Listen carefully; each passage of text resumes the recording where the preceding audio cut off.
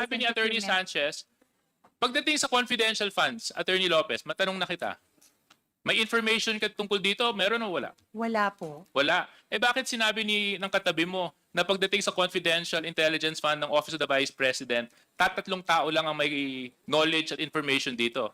Ikaw, Gina Acosta, at si Vice President Sara Duterte. Yan ang sinabi ng katabi mo. Here.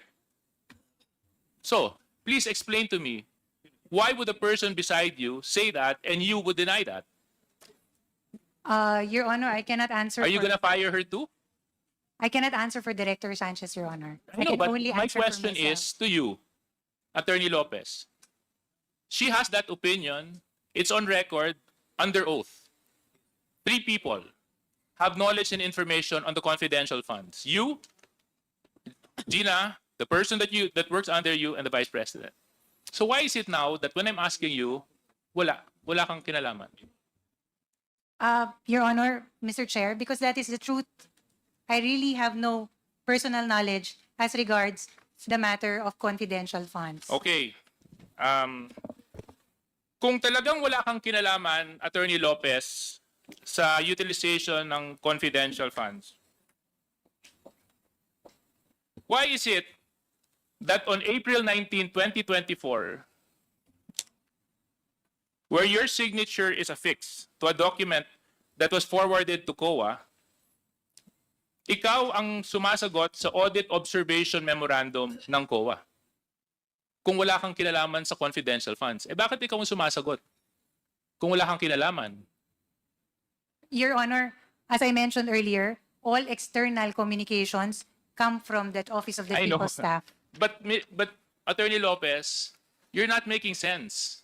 You just mentioned that you have no knowledge and information about confidential funds, and yet, to the AOM of COA, ikaw ang sumagot. Your Honor, with all due respect, respectfully, even for other regular audits, ako po yung all external comms, I sign off on it. It's And a matter also, of course. Attorney Lopez, I'll bring you back to another document. August 21, 2024, muli na naman po kayong sumulat kay chairman ng COA. At dito, sa laman po ng sulat ninyo, ipinapakiusap ninyo na kung maaari, wag i-share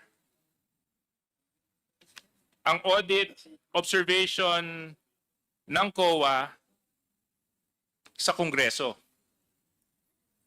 Noong August 13, 2024, nag-issue ang House Committee ng Appropriations ng subpoena, Duces Tecum, sa COA kaugnay ng COA Audit Report tungkol sa pondo ng OVP at DepEd.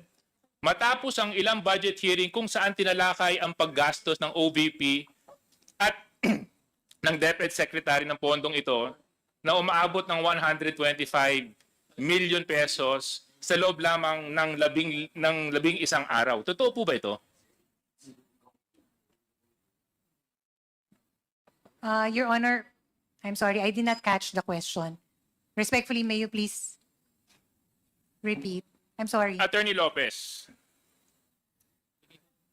nag-issue po kayo ng sulat sa COA ng August 21, 2024. Tama po ba mali?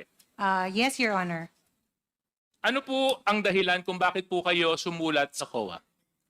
I understand during the time, Your Honor, there was a subpoena issued to the Commission on Audit for the release of certain documents pertaining to the ongoing audit of some transactions of the Office of the Vice President. So ang dahilan kung bakit po kayo sumulat sa COA ay upang pigilan ang COA mag-release ng kanilang audit report and other related documents tungkol sa utilization ng confidential funds ng OVP at ng DepEd.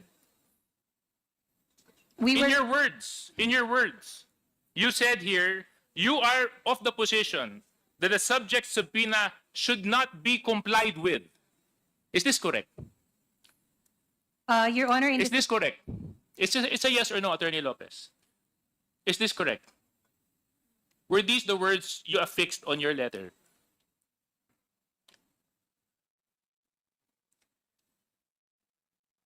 Your Honor, It's a yes or no, Attorney Lopez. Oo lang po at hindi. Nandito po yung copy ng sulat. Kung gusto niyo po, bigyan ko po kayo ng copy ng sulat ninyo. may I please At have saka a- nandito po yung signature ninyo sa kopya sa sulat. Your Honor, respectfully, may I request a copy of the said letter? So I can... Comsec, can you please give this to the person who has lost her memory? Can you just confirm this letter?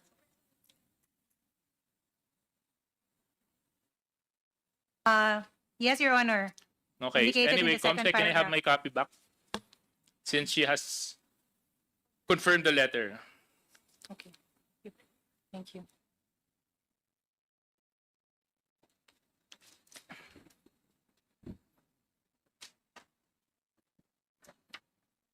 When you issued this letter, Attorney Lopez, did you act on your own volition?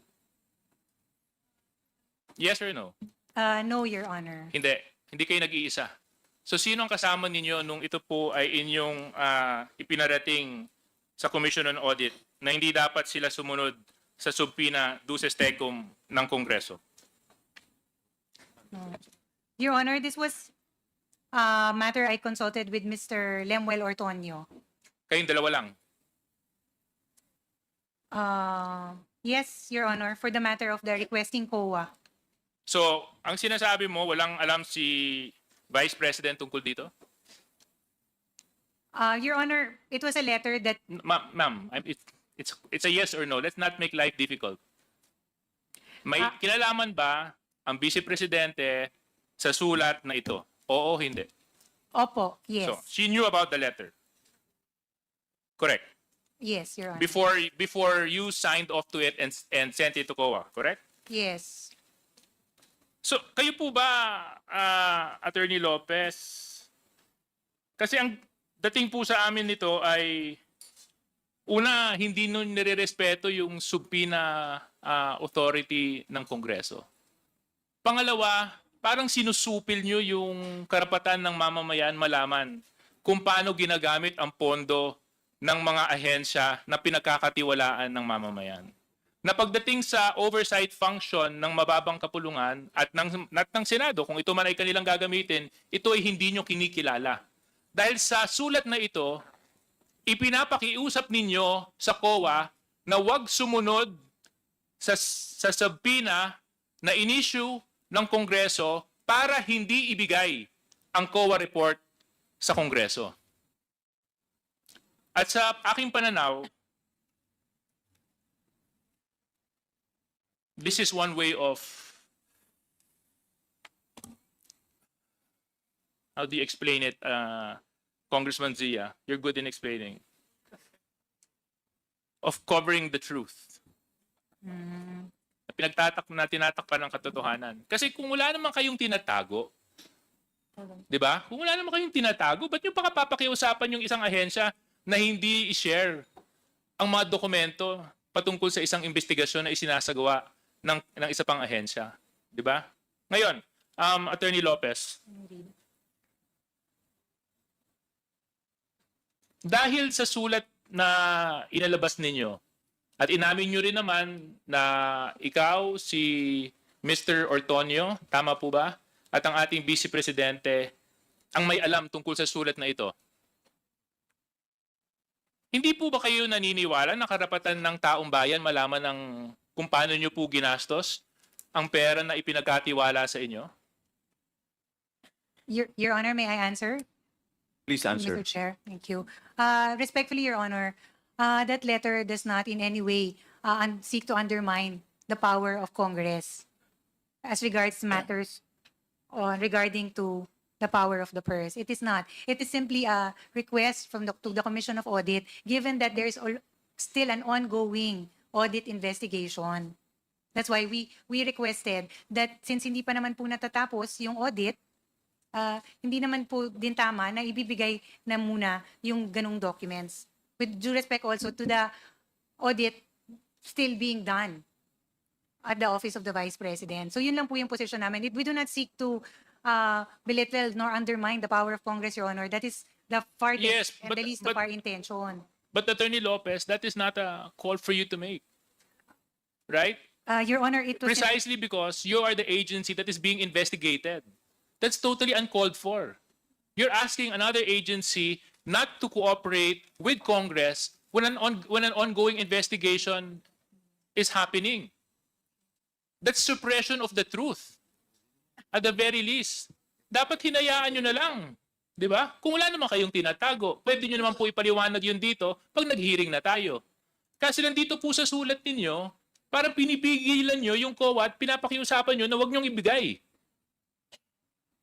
Nasa palagay ko po ay hindi po tama. Hindi po tama sa maraming aspeto ng pagtingin at pananaw. Kasi maaaring tama ang sinabi ninyo na hindi pa kumpleto yung pagsusuri na ginagawa ng COA, but that's not your call to make. That's COA's call to make, which they have emphasized many times while they've been here. But for this letter, Attorney Lopez, mukha po kasing talagang ayaw niyong malaman ng taong bayan kung paano niyo po ginastos yung 612 million pesos na confidential funds ng Office of the Vice President at pati po ng DepEd. Your Honor, Mr. Chair.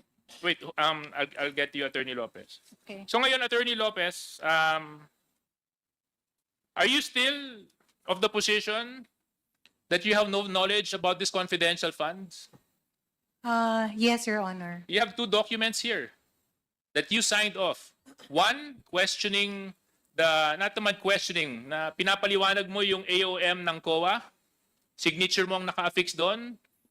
Number two, another letter addressed to COA na ipinapakiusap mo sa COA na wag munang ibigay ang audit observation sa Kongreso. That's your signature. Am I correct, Attorney Lopez? That is correct, Your Honor. And you are still expecting that the committee will believe you na pag sinabi mo hanggang ngayon wala ka pa ring alam maski 2 beses ka nang sumulat sa COA tungkol sa confidential fund. Your Honor, quick reading of the letter would No, indicate... that's my anyway, Mr. Chair, I would just like to end my point because I don't think Attorney Lopez will cooperate with us anyway. I would just like to manifest those two letters are true. Those two letters cannot be denied. Her signature is on those two letters. Those two letters are both addressed to the Commission on Audit. One, intent of the letter, ipinapaliwanag yung audit observation. Pangalawang sulat, ipinapakiusap sa COA na wag i-share at ibahagi ang audit observation sa Kongreso.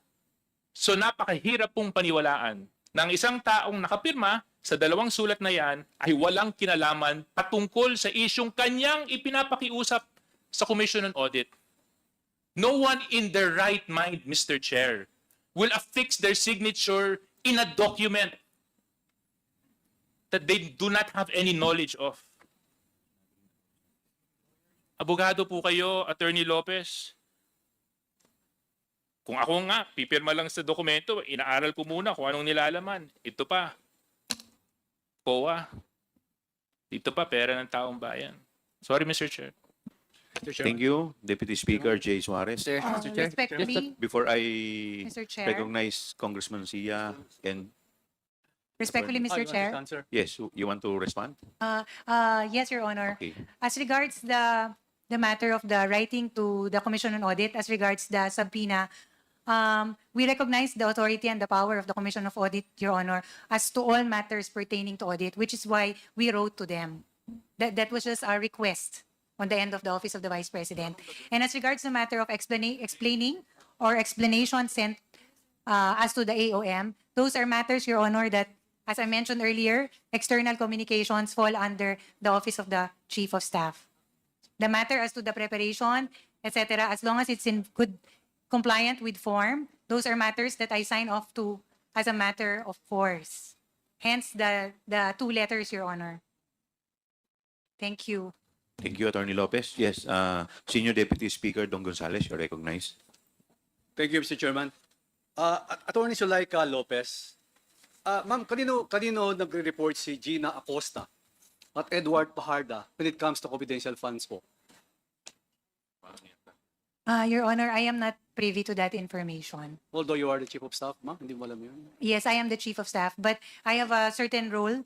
It's, as mentioned earlier, Your Honor, Mr. Chair, in the Office of the Vice President, parang compartmentalize siya. We only perform certain functions. And my area of expertise is actually operations, Your Honor, for our socioeconomic programs. Yes, ma'am. But you have been with Gina Acosta since you were the city administrator of Davao. Tama po ba? That is correct, Your Honor. But Gina Acosta holds confidential funds. Tama po ba? She is the SDO. So does that mean that the Vice President trusts her more than you, ma'am? But you are the Chief of Staff. Your Honor, I cannot presume to answer for the Vice President and as to who she trusts. If I am the congressman, I have my Chief of Staff. Of course, I'll call first by Chief of Staff. Everything, malalaman ko po yun. Kaya on Gina Acosta, parang pinagtitiwalaan po si Gina Acosta, the new, ng ating Vice President. Tama po ba? Again, Your Honor, I cannot answer for the Vice President if she will trust another person more than she trusts me. I cannot answer that. Did Gina Acosta ever coordinate the confidential fund with you, ma'am? No, Your Honor. So she kept everything confidential fund and did that clear to you, ma'am? No, Your Honor. She did not provide me. She does not report to me on matters. Parang hindi kapapaniwala Like that. ko yun, ma'am. Your Paki-ulit Honor, po. as stated earlier, Miss Gina Acosta is with the Office of the Chief of Staff. That is correct. She's our supervising admin officer. She's our OSH, our safety officer.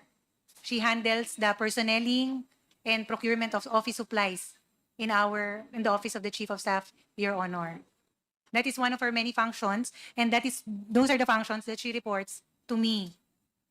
But as regards the disbursement, those are matters that I am not privy to, Your Honor. Thank you, Mr. Chairman. Attorney Lopez, can you tell us your working relationship with Miss Gina Acosta?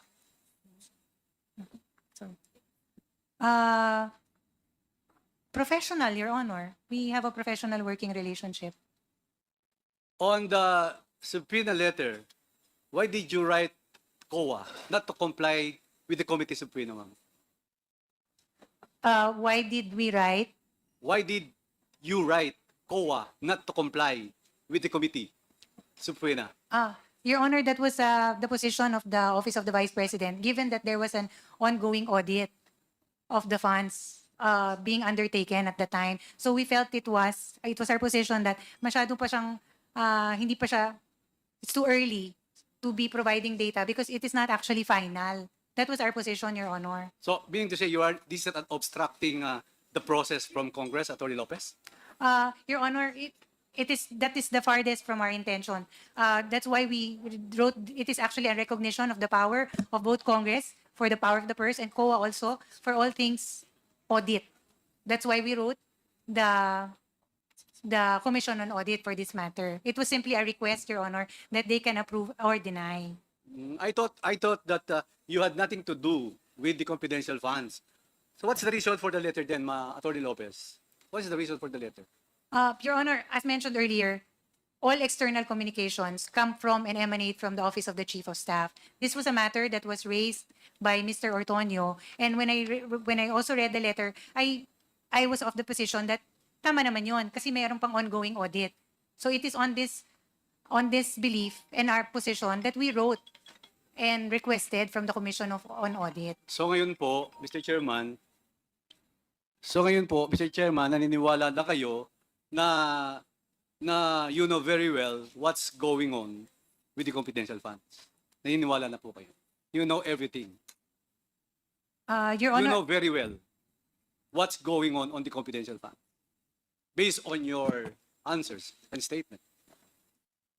Your Honor, it is really a response to the ongoing audit. Yun lang po yung role ko as Chief of Staff because all letters emanate from the Office of the Chief of Staff. And for reasons of parity, Your Honor, because we are writing the Commissioner, it is the highest official from the OVP who will have to sign off on the letter.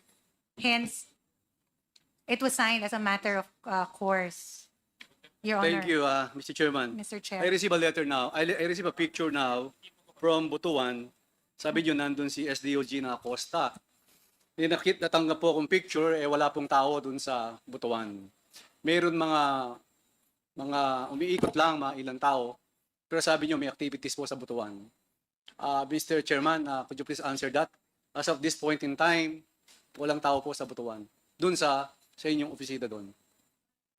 Your Honor, Mr. Chair, I understand from the statement of Director Baloro that the event is in Hinoog. You told me that a simultaneous event. Opo. Wala pong tao sa Butuan. Hindi po sa opisina ng Office of the Vice President sa Butuan, Your Honor. It's in another area, which are...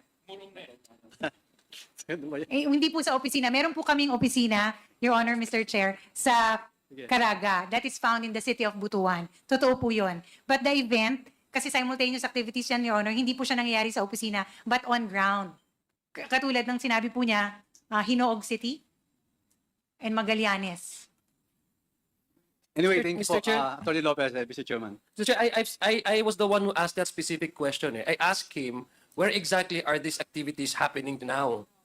And ang sabi po niya, I wasn't asking him about the satellite offices. I was asking him, where exactly in Caraga are these activities now happening today? So it's either you gave me a wrong answer or you're just lying. You tried to evade my question. I asked you specifically where particular areas in Caraga are these happening? Kasi nga wala dito si Ms. Gina, kasi dahil dun eh. Your Honor, And now you're telling us now, Mr. Chair, that you are referring to the location of your satellite offices? Mr. Chair, I was asking him about the satellite offices. I was asking him where exactly are these activities been going on today? It's happening. Mr. Chairman, Atty. Lopez, with your indulgence, are you not feeling well, ma'am? Are you okay? Your Honor, Kailangan mo ng therapist ba? Parang sakit yung ano. thank you. I have Masakit a po yung likod. back concern, Your Honor. I'm a scoliotic. So Okay. I requested the chairman actually early on that I be allowed to stand every 20 minutes because I cannot stay in one stiff position. Otherwise, my back will really, really hurt, Your Honor, and then I will have migraine. So that is the case. Okay, I will Mr. Chairman. move for 1 minute suspension. But before that, the next interpolator is I think, Mr. Chair, Congressman. let's with due respect to, Yes. because ang sabi po ni SDS kanina, pinaano po nila, pina-verify nila, ito wala. I think we need an answer. Kasi I wanted to ask Baloro, where exactly in Caraga are these activities being conducted today?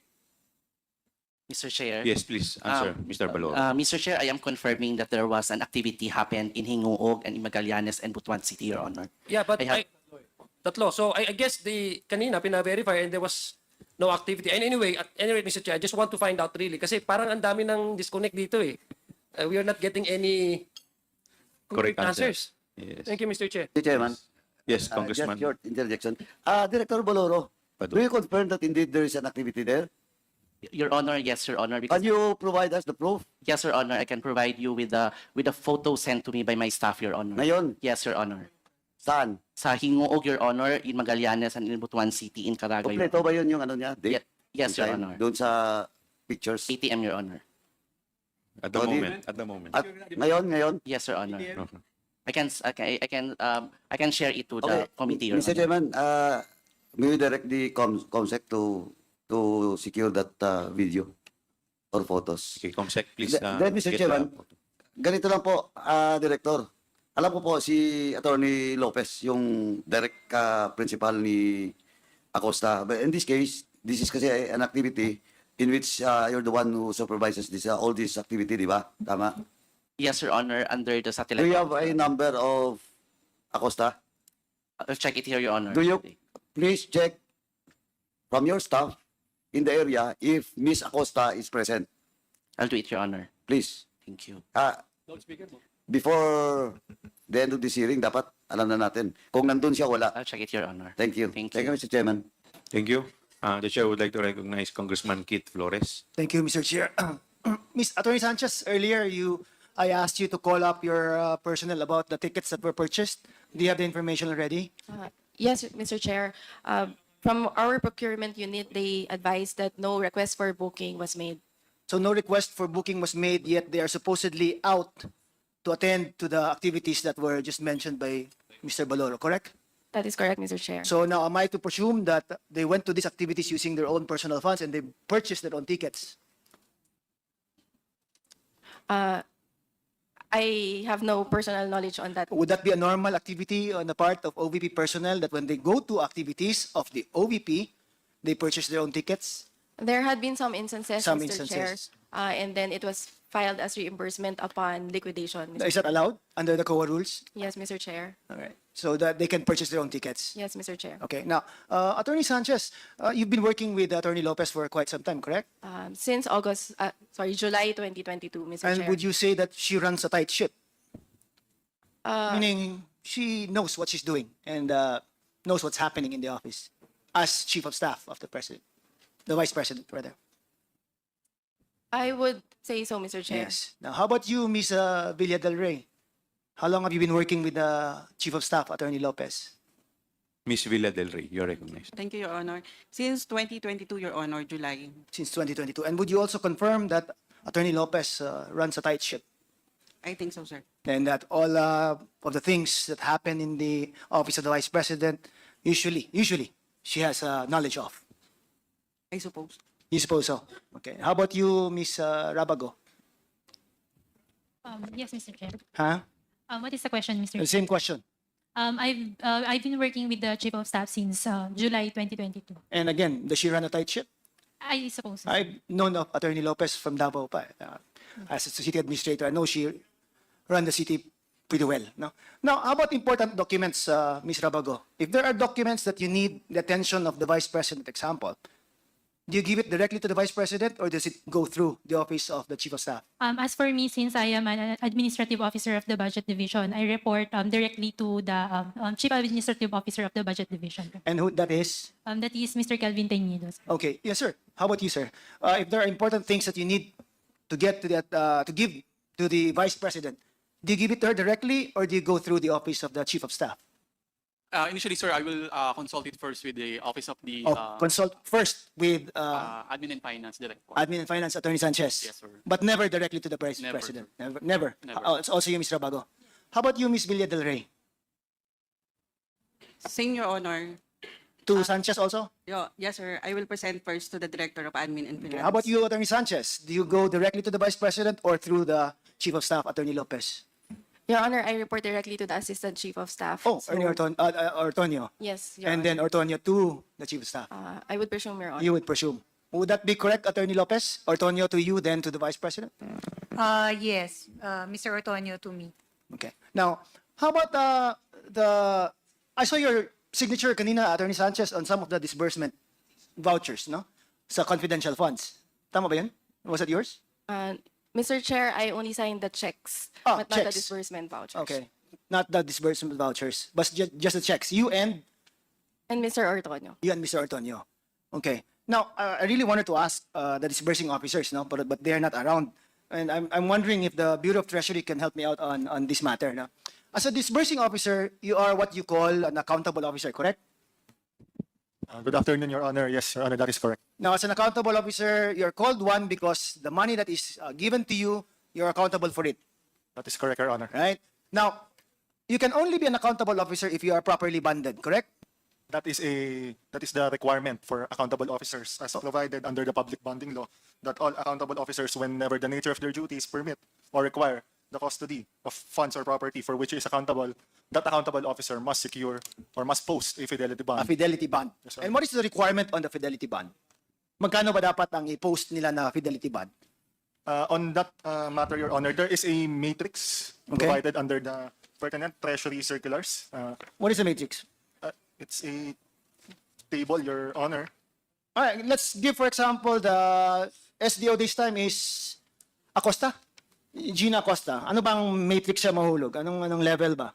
On that matter, Your Honor, I would yield to the BTR NCR regional office, which in the records, the bond posted. Okay. Miss Austria, Good afternoon po, Your Honor. good afternoon. For Ms. Acosta's accountability, the amount of accountability declared in the application. Can you put the mic closer so that we could hear you, please? The amount of accountability for Ms. Acosta that was indicated in the fidelity bond application form is 500 million. 500 million. Yes po. Ang fidelity bond? Amount of accountability. Amount po. of accountability. But how much fidelity bond did she put up? For that accountability, it has a corresponding amount of bond for 8 million. 8 million. Yes po. And the 8 million fidelity bond can be used to cover the amount of up to 500 million. Yes, Correct? Your Honor. Yes, Your Honor. So it's not double the amount of the bond lang, It is in accordance with the matrix. the matrix. Your Honor, if I may interject. On that matter, Your Honor, the bond coverage under our table, under the matrix issued by the Bureau of the Treasury, ordinarily would not cover the entire accountability. Okay. On that regard, Your Honor, if we may quote the position paper of the Bureau of the Treasury as to why the policy is such, but in some, it is because of the fiscal impact that a reimbursement from the Fidelity Fund from the Bureau of the Treasury the fiscal impact that may occur when reimbursement is made. Can you explain that in layman's terms, ano? Your- Mr. Cardona? Your Honor. Ano yung fiscal impact and ano? Like, let's say if it's a 8 million bond that covers amount up to 500 million, bakit ganon?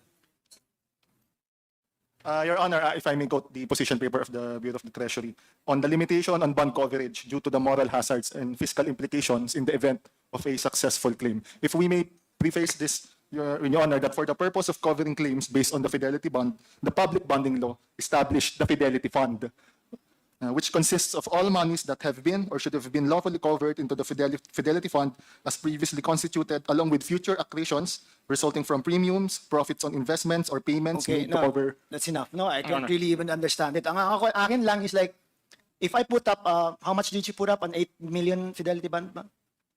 The amount of Not accountability, but the amount of Fidelity bond that you put up. 800 million. 800 million? 8 million. 8 million. Tama. Now, ang purpose po ng Fidelity Bond is supposedly to cover whatever money na dapat ibalik mo.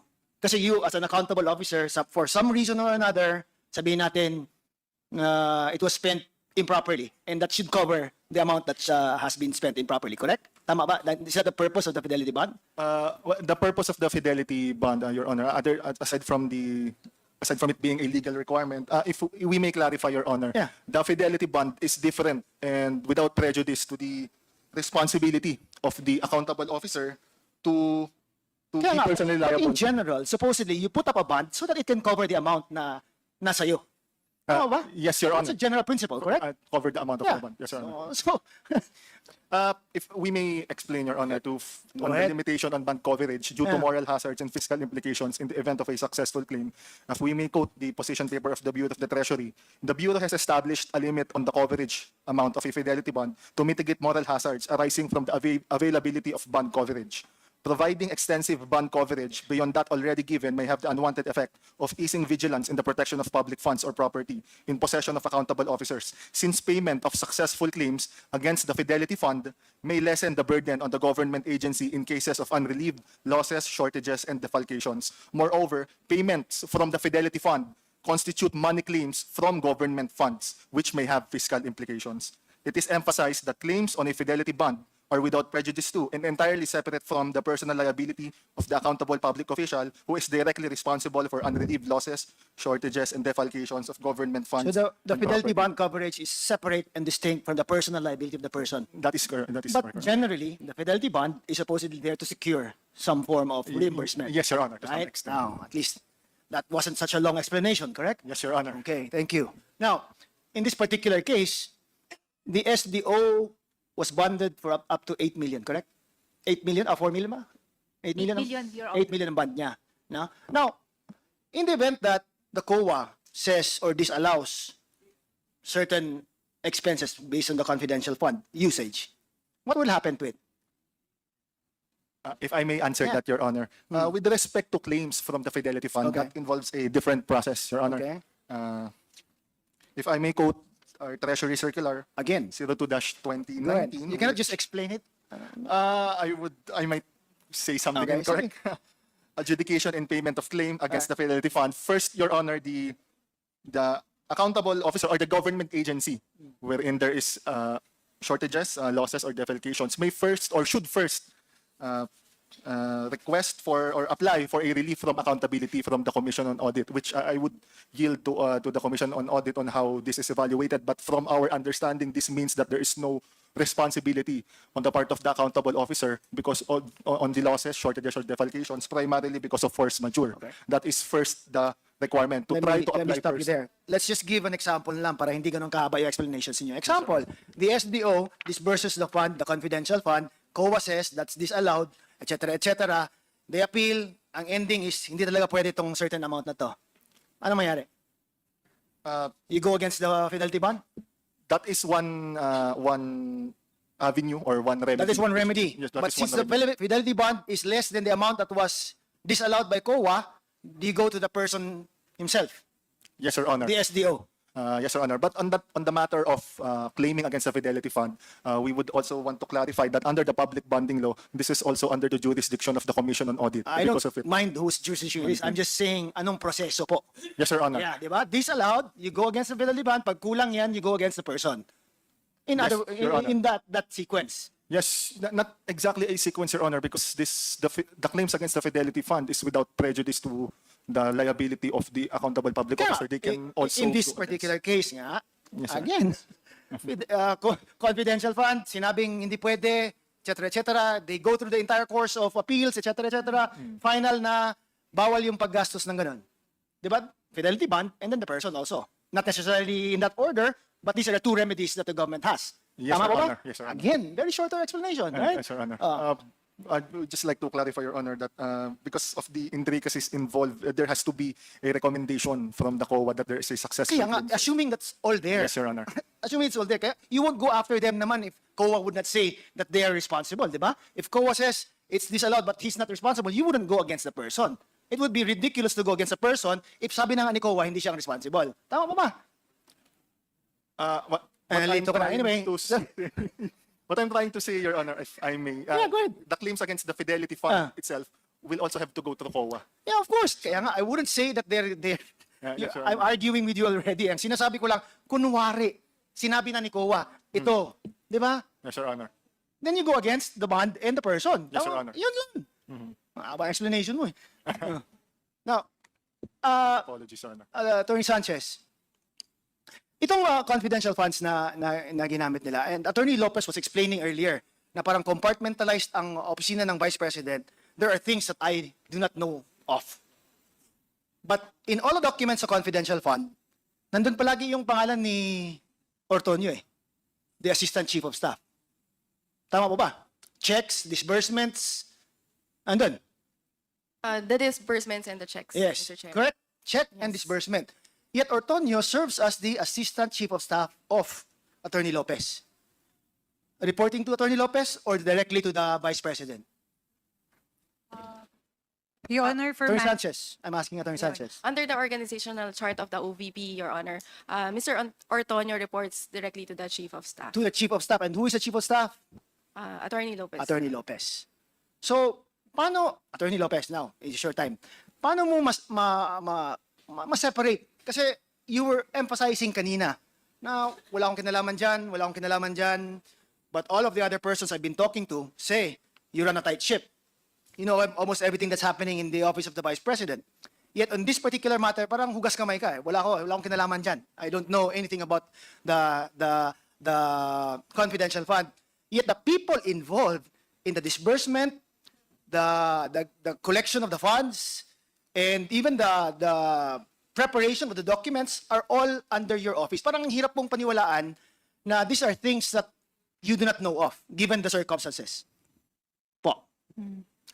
Your Honor, Mr. Chair, I confirm that Mr. Ortonio reports to me directly for matters relating to the office concerns. Matters, especially the cluster under him, which are certain divisions, the same way that other directors report to me as regards the clusters under them. He does not report to me at all, Your Honor, for matters such as kung nasaan po yung mga signature niya, disbursements or checks. He does not. So, In the same manner, may go ahead, please. Yes, if I may continue. The same with Ms. Acosta. Her designation is her designation as SDO is a task on top of her task under the Office of the Chief of Staff. So, as ang nire-report po sa akin ni Ms. Gina Acosta are tasks pertaining to her job and her function in the Office of her Chief of Staff. So, in other words po, while they are under you, there are certain things that they do not report directly to you. Lalo na pag confidential funds ang pinag-uusapan. Your Honor, I'm sorry, I did not catch the question. Very quickly lang. You Sorry. said kanina na there are things that they do that they do not report to you. about. And one of this is the use of the confidential funds. I would assume, Your Honor, because nobody has really reported to me about that. Okay, so Because let me these are clarify that. So you never knew that she was the SDO for the confidential funds? Hindi mo alam? Hindi ko po alam, Your Honor, until I saw the memo designating her as SDO. Because I was not the one who designated. Okay nga. Ms. Gina. So as of December 2022, she was SDO already, correct? Uh, O hindi mo rin alam? yes, Your Honor, Oh. given the information in the the fact that DVs. there were already DVs. disbursements made in 2022 using the confidential funds. Yes. So, how about your Assistant Chief of Staff, Ortonio? Hindi mo rin alam that he was working with Acosta when it comes to the confidential funds? I just know Mr. Ortonio to be one of the signatories of the checks, Your Honor. Because these are documents that we submit kung Mr. Chair. sino-sino yung signatories. Mr. Chairman, Congressman Akop. I think the resource person is not asking appropriately the questions of the Honorable Keith Flores. Uh, May I request that the Honorable Flores repeats his question? Yeah, my question, Attorney Lopez, was that, di ba, alam mo ba na si Attorney Ortonio was working with Acosta, the what's that? SDO, when it comes to the use of the confidential funds? Ang alam ko po, Your Honor, my personal knowledge is I see Mr. Ortonio signs off on checks. Checks requested by Acosta. Katulad po nung napakita sa document kanina, siya, Kaya nga, so hindi mo alam kung sino nag-request sa check na yun. Just Ortonio. that he signs off on the checks, Your Honor. Kaya nga, I was asking, hindi mo alam kung sino nag-request for the issuance of the check.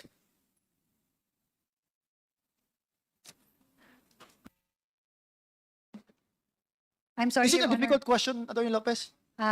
Your Honor, my personal knowledge. Kaya I was just asking kung alam mo ba kung sino ang nag-request ng check na pinirmahan ni Ortonio. Kung meron po siyang, yung pinakita po kanina, Your Honor, kung yun yung kalakip, the DV, then kung taken together, yun po sila yung magkakasamang documents. The question man is if alam mo. Yun lang. Alam mo ba kung sino ang nagre-request for the issuance of these checks?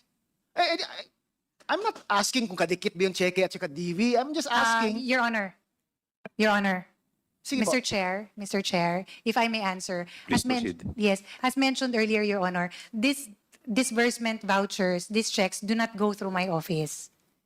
So I really have no personal knowledge kung sino yung nag-request ng check. You can say no naman eh. Ay, sorry, No. no. Tapos na tayo. Let me I'm move sorry. on. It's okay. With respectfully, Your Honor, no. Yeah, I have hindi no mo alam. knowledge. Okay, so these are things that happens within your office involving two of your, the next most senior officer of your office and another one, and yet you have no knowledge of.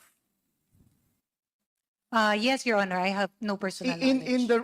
I hope you understand, Attorney Lopez. Parang it's kind of hard to believe po na siguro it's possible that it's happening that way, no? Na yun ang arrangement ninyo na every other thing ako, wag lang tong confidential fund or other matters na ano. So is that how it is arranged?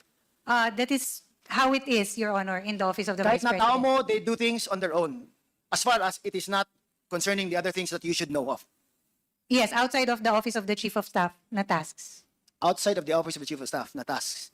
Yet, it is your Assistant Chief of Staff who performs this task.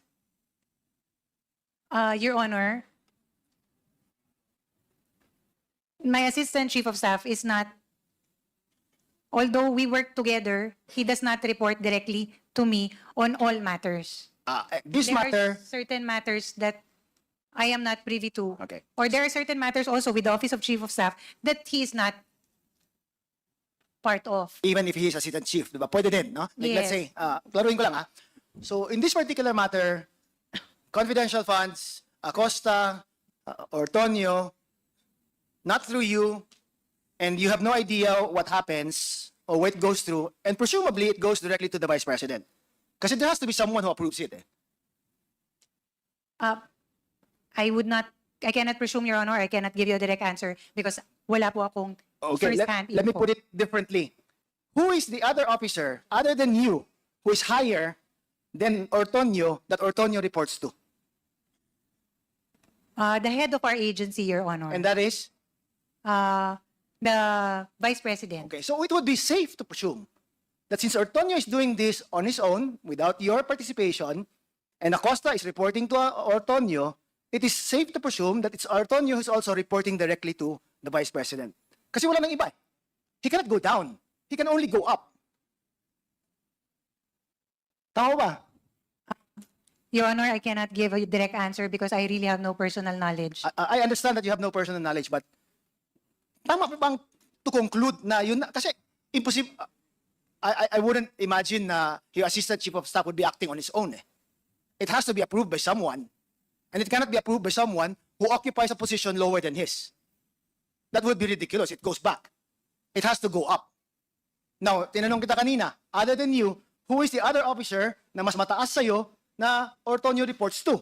And you said that that is the head of office, which is the Vice President. And when I'm telling you, is it safe to presume that Ortonio reports to the Vice President when it comes to the usage of the confidential funds? You say you have no knowledge, so you cannot make that presumption. Would that be a correct generalization of what our question and answer? Yes, sir, the gist Yeah. of it. That- I cannot make the Yes. presumption. Okay. So, now, ano na lang, it would be best, could you, as Chief of Staff na lang, Attorney Lopez, undertake to ensure the presence of the SDOs that, kasi they should be here. Kasi ang questions naman are mostly supposedly directed to them. Your Honor, this is in reference to your earlier instruction and request, no? Yes, please. That we reach out to Ms. Acosta. I have, Your Honor. I texted and I tried calling her, but she has not responded. I have done as How instructed. about Ortonio? Did you try to get in touch with your assistant? Yes, Your Honor, but I texted him that the HRR committee members want to talk to you. No reply? Please reply. And No reply? none, Your Honor. For someone who's running a tight ship, it's kind of difficult to imagine an underling not replying to the messages of the head of office. I can't imagine it happening that way. It wouldn't happen under normal circumstances po. That would be not only disrespectful, but it would. But it is what it is, Your Honor, respectfully. That's what happened. There is no Yeah, you don't need to show me. I think your word for it. Attorney. I'm just saying na medyo strange na yung mga taong natatrabaho under you refuses to reply, refuses to inform you, refuses to make known their whereabouts. Parang medyo mahirap po paniwalaan. Now, Ms. Rabago, earlier, a lawyer entered his appearance claiming that they were engaged you engaged them in your personal capacity? Yes, Your Honor. And how much was the engagement fee? I don't have any personal knowledge on the You don't have any personal knowledge. Yes. How about you, Mr. Tenido? Same, Mr. Chair. We consulted our legal to You consulted your legal. to have a counsel. But an engagement with a lawyer naturally comes with a consideration. Actually, it was a referral. A referral. We were made referred to the counsel attorney. So you're expecting to be billed for the services of this counsel? There's no discussion as to the. Oh, no discussion. So how could a lawyer represent one when there is no engagement fee? Would that be possible? I saw him the last time also. Yes, Mr. Chair. But as of this moment, there was no discussion yet. So it is the office that provided these lawyers to you. No, sir, because No. that's not allowed under the rules. It's not allowed. So you personally chose this lawyer. We were referred, sir. You were referred. You personally talked to this lawyer before coming over. Yes, sir. Yes, Mr. Chair. And there was no talk about engagement fee ba or None as of the moment. none as of the moment. Representing you for 2 days na, yet walang bayad. Wala pang usapan about bayad. That's correct, Mr. Chair. That's correct. Oh, very generous lawyers na. But it was referred by your By our legal. legal. Okay. department. Same with you, Miss Villa Del Rey. Yes, Your Honor. You also have a personal lawyer present, Yes po.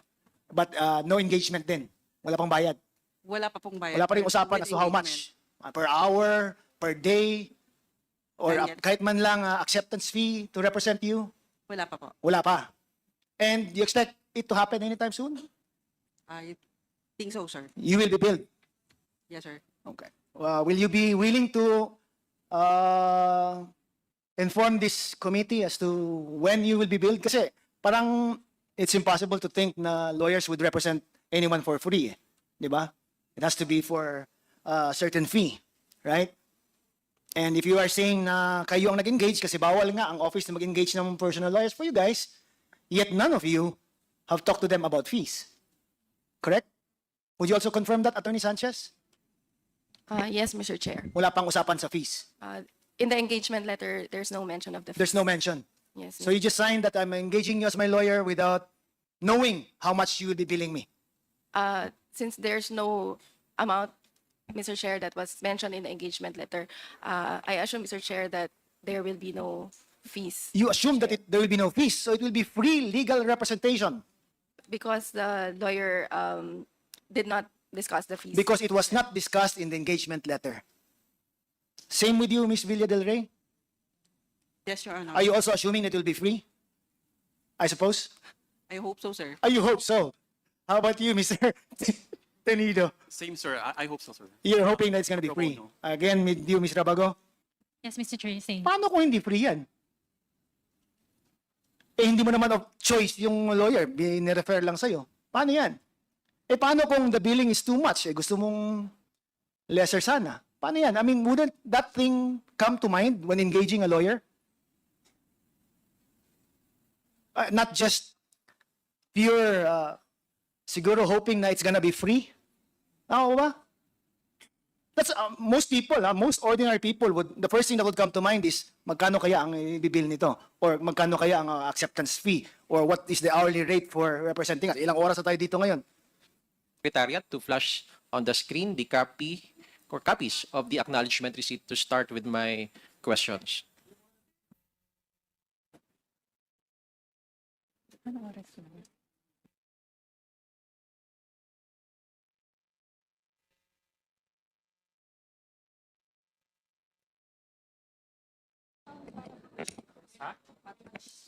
Ms. Camora, yung nakikita po natin dito sa screen ay dalawang acknowledgement receipts. Ano po? So, pwede mo ba banggitin dito sa unang acknowledgement receipt kung anong petsa ang nakalagay dito na kung saan ito po ay ina-acknowledge yung na nakatanggap ng nagkakahalagang 150,000 for the payment of reward. Open and close parenthesis medicines. Anong petsa po yung nakalagay dyan? Mr. Chair, hindi ko masyadong mabasa. Para siyang, hindi ko sure kung November or December 17, 2022. So hindi mo, pwede ba, yung secretariat, pwede ba i-zoom natin itong unang acknowledgement receipt? Ayan.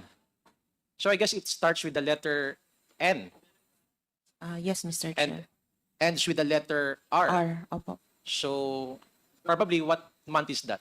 It's probably November 27. November? 2020 November 27, 2022. November 27, 2022. So let's move on the next acknowledgement receipt. Ito naman ay nagsasabi that this is to acknowledge receipt of the amount of 155,000 pesos for the payment of purchased supplies. Pwede mo ba banggitin sa committee ito anong petsa ang nakalagay dyan sa acknowledgement receipt? 12 December 22. 12 December 22. So it presupposes that this is December 12 of 2022, year 2022. Tama? Yes, Mr. Chair. Ngayon, pwede mo ba banggitin muli dito sa committee ito, ano po ang period covered ng mga confidential funds na nirelease sa Office of the Vice President? Yung sa fourth quarter ng 2022 po. Fourth quarter of 2022, na kung saan, ano po yung mga petsa ng utilization ng confidential funds? December 21 to 31, 2022 po. At yung mga ibang petsa na sumunod dito sa confidential funds that was released on the last quarter of year 2022? That's it po. December 21 to 31, 2022. Yes. Ano pa yung mga sumunod na petsa after year Yung 2022? 2023 po. Yes. February 6 to March 29, that is for the first quarter, and April 25 to June 30 for the second quarter. That's July 14 to September 30 ng third quarter. So, malinaw, Mr. Chair, na ang pinakaunang confidential funds na nirelease sa Office of the Vice President ay may petsa na December 20 of 2022. Tama ba? Yes, Mr. Chair. And ibig sabihin, walang confidential funds ang Office of the Vice President sa petsa na Nobyembre 27 taong 2022. Tama po ba yun? Wala pa po, Mr. Chair. Wala pa. Pati na rin doon sa petsa na December 12 of 2022. Tama ba? Yes, Mr. Chair. So ibig sabihin nito, Attorney Camora, imposible na ang nakasulat diyan sa dalawang acknowledgement receipt na may binigay raw ang Office of the Vice President galing sa confidential funds noong November 27 at December 12 of 2022. Hindi ho ba? Kung galing po sa na cash advance, hindi po yan galing sa cash na advanced nung December 21 po. 21. Okay. So imposible, no? Na Yes, Mr. Chair. yung cheque dated December 20, 2022 at na yung cash ng December 21 at yung utilization in fact December 21 to December 31. So imposible na meron tayong acknowledgement receipt na ang petsa ay November 27 at December 12 of 2022. Yes, Mr. Chair. So kung nandito ka po ba nung last November 5, 2024 hearing? Opo yata, Mr. Chair. Yes, and in fact before you were this, yes, before this. before last hearing po with the people pa from the OVP. All right. So, noong nakaraang November 5, 2024 hearing, na-establish na yung mga acknowledgement receipts na dated 2023 pero sinubmit para sa December 2022. Natatandaan mo ba yon? Yes, Mr. Chair. And kung alam po ninyo, ilan ang mga acknowledgement receipts na dated 2023 na sinubmit para sa confidential funds for the last quarter of 2022? Hindi ko na maalala, Mr. Chair, kasi kayo po yata yung nagbigay ng data. Actually, it was not me. Actually, if I'm not mistaken, it was the committee. the Honorable Roch Gutierrez. Opo. So, around 150 plus acknowledgement receipts. Hindi ho ba? Kung matatandaan ho ninyo. 153?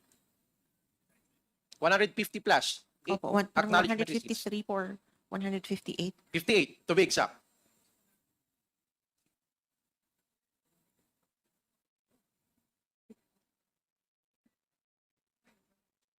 Can you please confirm with your records kung ilan po na acknowledgement receipts? 158. 158 to be exact, correct? Opo. So, in other words, ito pong mga acknowledgement receipts are another example of ARs na in-issue outside of the period covered by confidential funds. Tama ba? Yes, Mr. Chair. Again, ano ho ba ang mali dito? Yung mga acknowledgement receipts or yung source of fund? Yung acknowledgement receipt po. Yung acknowledgement receipts bearing those dates that will not conform with the period that was covered by the confidential funds, correct? Tama po, Mr. Chair. So sa palagay po ba ninyo, Attorney Camora, maaari ba natin sabihin na ito pong 158 na mga acknowledgement receipts, sa tingin niyo po ba ito ay due to typographical error? Mr. Chair, ang binigay nila pong dahilan sa compliance nila is inadvertence po. Inadvertence meaning pwedeng isa sa mga nagkamali. rason Opo, ay due nagkamali. to typographical errors. Yes, Tama. Mr. Chair. Yes, Mr. Chair. Ngayon, after the acknowledgement receipts with questionable 2023 dates na brought up last hearing, can you please confirm if they were part of the notice of disallowance for the amount of 73.28 million? Mr. Chair, parang hindi na po siya umabot sa notice of disallowance. Parang nasa notice of suspension po siya. But they are part of that notice of suspension? Meron po yata kaming observation na ganun, sir. So ibig sabihin, can we state that due to the questionable acknowledgement receipts that was discovered last hearing, it appears that there should be additional 17.6 million that should be disallowed. Anyway, these are matters left for the Commission on Audit to look into. Tama ho? Yes, Mr. Chair. Would you like to enlighten us about this issue? Do you have something in your hand? Meron po kasi yung mga pinoint out na Kasi may mga na-disallow na po kami and then may mga na-point out during the hearing na questionable acknowledgement receipts. So, tinignan po namin kung ano tong mga to, kung nakasama na ba siya sa disallowance or not. So, if hindi pa nakasama sa disallowance, pwede po pong mag-issue ng supplemental. All right. Anyway, Mr. Chair, I would like to manifest that of the total amount covered by those acknowledgement receipts with questionable dates, which is totaling of 26.32 million, there's an overlap with the acknowledgement receipts disallowed under the notice of disallowance. So, may mga natitira pa po na 17.6 million which does not overlap. And in fact, this is the additional amount which should be disallowed by COA. Tama ho ba? Yes, Mr. Chair. And with that, Mr. Chair, I would like to end my questions by moving that this questionable, dubious, spurious acknowledgement receipts be referred to the Philippine Statistics Authority to verify if the names enumerated therein really exist. I so move, Mr. Chair. Just to repeat my motion, Mr. Chair, I would like to move that this dubious, spurious, and highly irregular acknowledgement receipts be referred to the Philippine Statistics Authority or the PSA to verify the names enumerated therein if these persons really exist. I so move, Mr. Chair. Procedural / yung admin processes po within the Office of the Vice President, because as I was listening to the explanation of Atty. Lopez, compartmentalized daw yung kanilang trabaho.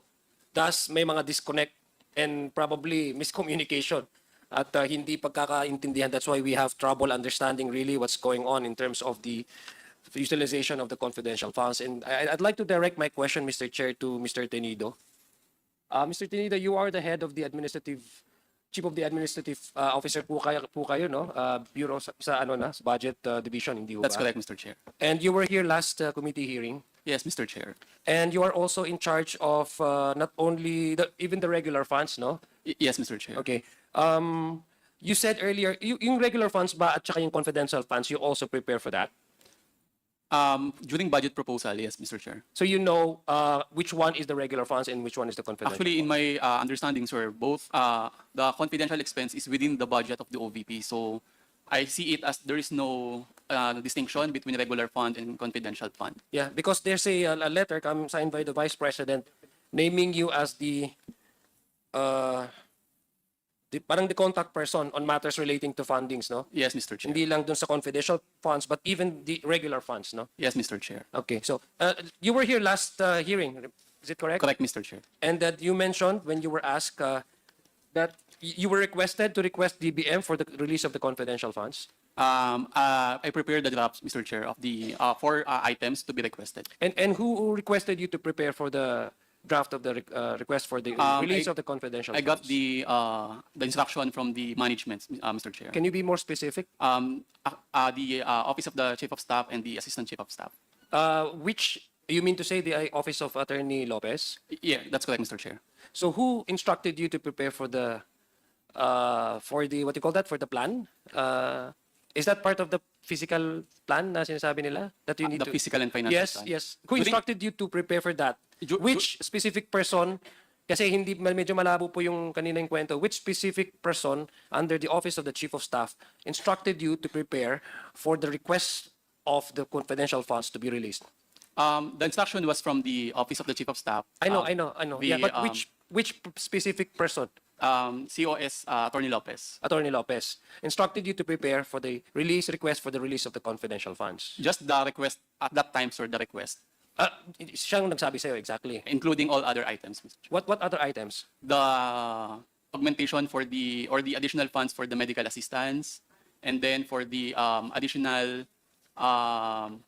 personnel, sir, PS plantilla. Yeah, but these are the regular funds, right? Yes, Yeah. Mr. Chair. Okay. May I ask Atty. Lopez, ma'am?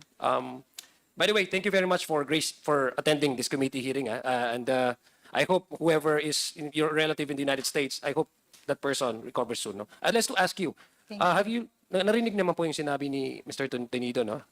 Na coming from you instructed him to prepare for the request so that the confidential funds would be released, no? Is that correct? Did I hear him correctly? Did you do that? I confirm that, Your Honor. It was actually, the output is a letter addressed to the Secretary of the Department of Budget and Management. It was a request we made that was actually approved and recommended, that was given recommended approval by the DBM and was released by the Office of the President. So you That's the instructed him, just to be sinabihan niyo po siya, na gumawa na po siya, mag-prepare po siya kung ano man ipaprepare ng dokumento para i-request po sa Department of Budget and Management na ma-release po yung confidential funds. Tama po ba yun? Hindi po ma-release, Your Honor, mag-request, Yes, among mag-request. other things. Yes, mag-request, and then for the request for the release of the confidential funds. Is it correct? Not release, Your Honor. Our request Yes? is only for request for that budget alongside with all the other items that was Exactly, mentioned among others. earlier. Di ba? Tama po ba yun? Tama po Request yun. for, Your Honor, it could either be disapproved or approved.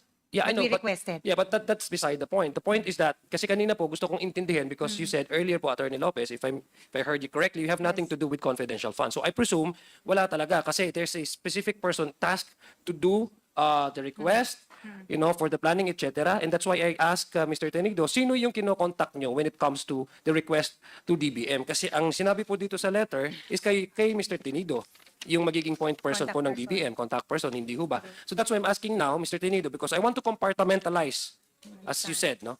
But now the answer is that you, under the Office of the Chief of Staff, instructed him to contact DBM, no? Among other things, for the release of the confidential funds. So are you now saying, still maintain your position that you have nothing to do whatsoever with the confidential funds? Your Honor, Mr. Gusto ko lang Chair. po maintindihan na, Mr. Atty. Lopez. As mentioned earlier by Mr. Tenido, it forms part of the budget. So it is, and because it is part of the budget of the Office of the Vice President, and as the USEC and Chief of Staff, I signed off and made that instruction, Your Honor. Yeah, but can you help me understand in which parameters should we say that you will no longer part of anything about confidential funds? Kasi gusto ko lang pong maintindihan yun because the way I understood it based on the questions kanina is you have nothing to do with the confidential funds and you cannot speak anything about confidential funds. You are not competent enough to answer any questions in relation to confidential funds. And yet, sa iyo po nanggagaling yung instruction pagdating po doon sa pag-contact ni Mr. Tenido sa DBM, among other things, not just the regular funding but even the confidential fund. Can you further explain it to me, Mr. Chair? Okay. Your Honor, Mr. Chair, as mentioned earlier, compartmentalized. I am not privy to the disbursement, utilization, and the liquidation of the confidential funds. But as it forms part of the budget, and it was a legitimate budget request, I was part of that request, Your Honor. Mr. Tenido, gusto ko lang matanong, who do you coordinate, for example, in terms of the utilization of the regular funds, for example? The utilization. Oh, yeah. Usually, Do sir, you, yes. usually the process po is what we do is to obligate the transaction. Okay. So when we do the obligation, doon po namin nalalaman kung cash advance ba yan, reimbursement, or payment dahil may purchase order. So that is the time that when we capture na po yung transaction and then we will record it na po as So part of the which transaction. office in your department do you closely coordinate when it comes to this utilization, this disbursement, etc.? Actually, sir, lahat. Kasi lahat naman po ng offices may Okay, let me be transaction. more specific. Which particular head of division of office do you coordinate? Regular funds lang to, ha? Yes po. For example, sir, for the medical assistance, I closely coordinate with the head of the public assistance division. That is for the medical and burial assistance. And then for the like pagbabago bags, that is under the care of the special projects division. And then for the relief items or relief goods, I coordinate or I inquire always with the disaster operations center. Does the office of the chief of staff do have a say on this? During the process of procurement, there's none, sir. Okay. Now, what about the confidential funds? Which specific person or head of your agency do you report to? As or to coordinate? confidential funds, sir, I received the obligation from the Office of the Vice President because Office of the VP proper because she signs the documents, sir, as the head of the agency. So there's no middleman, for example, or there's no person tasked to to coordinate with you? It's directly to the office, the Vice President herself? There are, ano po, sir, there are admin clerks that responsible for the routing or transmittal of documents. I know, but I think you know what where I'm driving at, no? Sino yung in charge? Kasi I want to understand kung sino ba talaga yung in charge doon. Kasi according to Atty. Lopez, she has nothing to do with the utilization and everything in relation to yung confidential fund. Wag natin sabihin na walang may alam, not even the... It's from the office of the VP, sir. Yeah, but which particular person are we talking here? Well, under the office of the VP, there are the office of the Chief of Staff and then the office of Ms. Gina Acosta. Ms. Gina, so sino ba talaga ang specific na person? Do you report or do you coordinate with Ms. Acosta or do you talk with Atty. Lopez? No, I'm talking now not only the request, but the actual releases. And it would be reasonable to say that is from the office of Ms. Gina Acosta because she is the special disbursing officer. Okay, thank you. Now, I'd like to go back, Mr. Chair, to Atty. Lopez po. Attorney, kanina po na-bring up po yung issue ng sulat ninyo. Apo, na-bring kanina po ni Deputy Speaker JJ Suarez. And basically, marami pong rason na na-cite po dito sa sulat na ito, no? Asking COA to comply, and you have stated several reasons why COA should not comply with the subpoena request, subpoena to Sistecom by the House, no? By the committee. Among those reasons, Mr. Chair, is that you explicitly said in the letter, among other things, that there is no congressional power to expose for the sake of exposure. I underline that because I want to ask you, Mr. Chair, since you're here, Mr. Chair, and I assume that every word, every sentence, every paragraph, every phrase reflected in this letter, you believed with conviction that COA should not comply with the request or the subpoena powers of the House of Representatives. I'm just curious, Atty. Lopez, since you're already here, and earlier, I thank you for your presence. Do you still maintain this position, Mr. Chair? Atty. Lopez? Do you still maintain the position that COA should not comply with the requests of the House of Representatives and the subpoena order by this committee to acquire certain documents from the Commission on Audit? Yes, Your Honor, Mr. Chair. The position of the Office of the Vice President when we wrote that letter was to request COA to not yet give the said documents because there is an audit investigation ongoing. We feel that, we at the Office of the Vice President feel that it is yet too early to release documents because nothing has been made final. That was really the purpose of that request, Your Honor. So you do, but my question is, do you still stick to your position?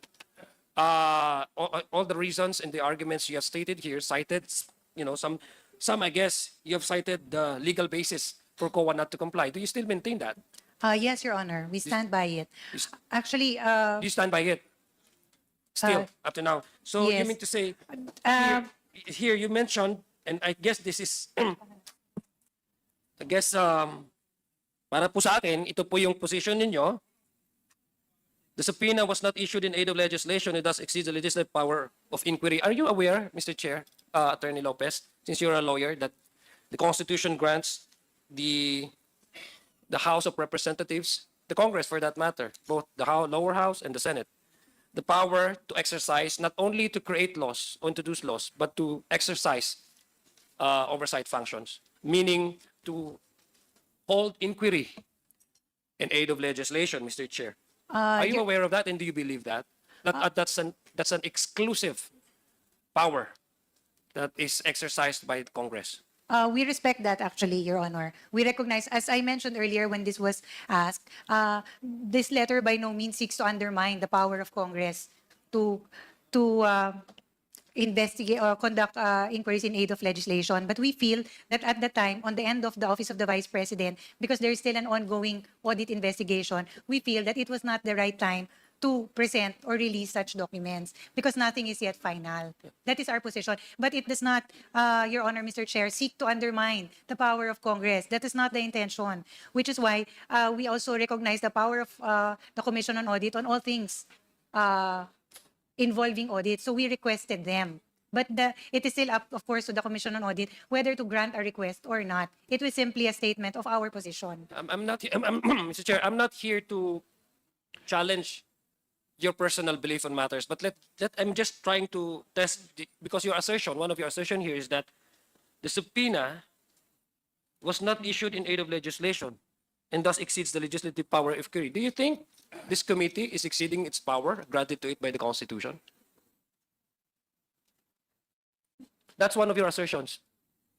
I don't wanna challenge your position on this. I just want you to clarify to me. Because early on, Your Honor, when the request was made, there was no pending legislation on this matter. There was no draft law or bill that was attached for that requested item to be released. Are you aware? Yes. Okay. Are you aware, Mr. Chair? Are you aware, Mr. Chair, that there are laws existing and there are laws that have to be amended, and that's one of the reason why we're holding or exercising, the House of Representatives exercises its power. In fact, it's not just a power; it's an obligation. It's a responsibility. Your Honor, Wait, let me finish, Attorney. I'm I'm sorry. sorry. Sorry. To exercise its power, oversight power, to review laws. The General Appropriations Bill or Act is a law. Everything that is specified under the GAA of 2022, 2023, and 2024, these are all laws.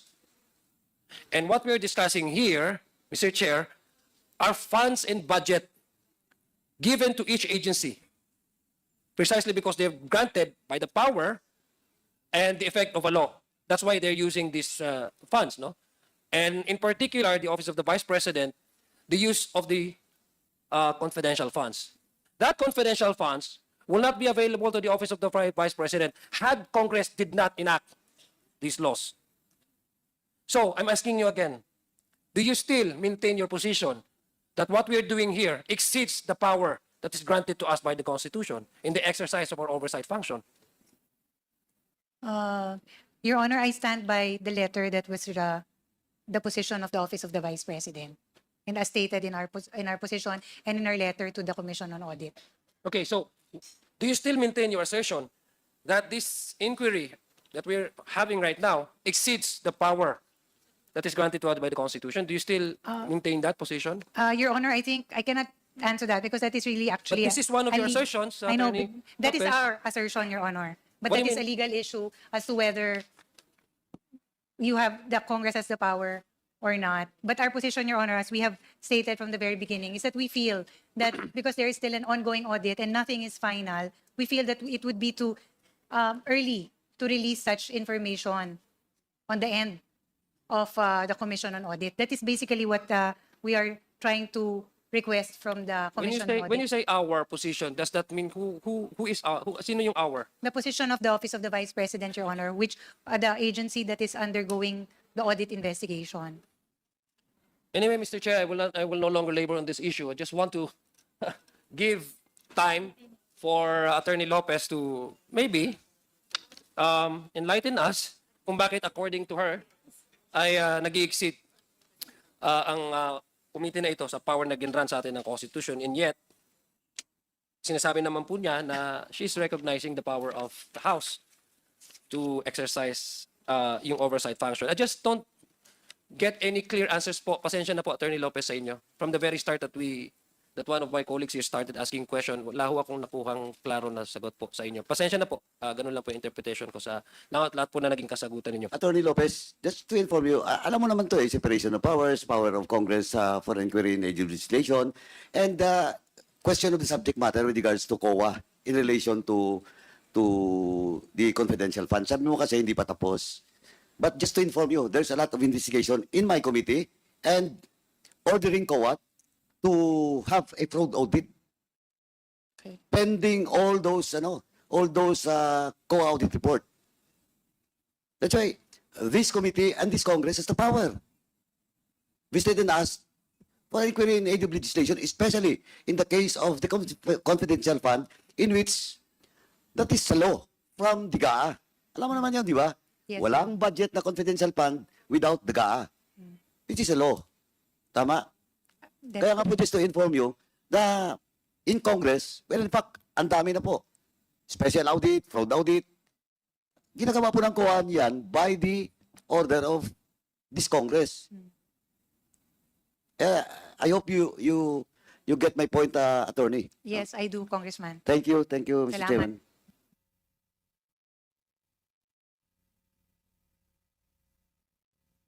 At this juncture, the Chair would like to recognize the next interpellator, the Honorable Judas Hidere. Maraming With the- salamat, Mr. with the- Chair. With the indulgence of Congressman Judas Hidere, the next interpellator is Congressman Romy Acop. Sorry. Thank you, Mr. Chair.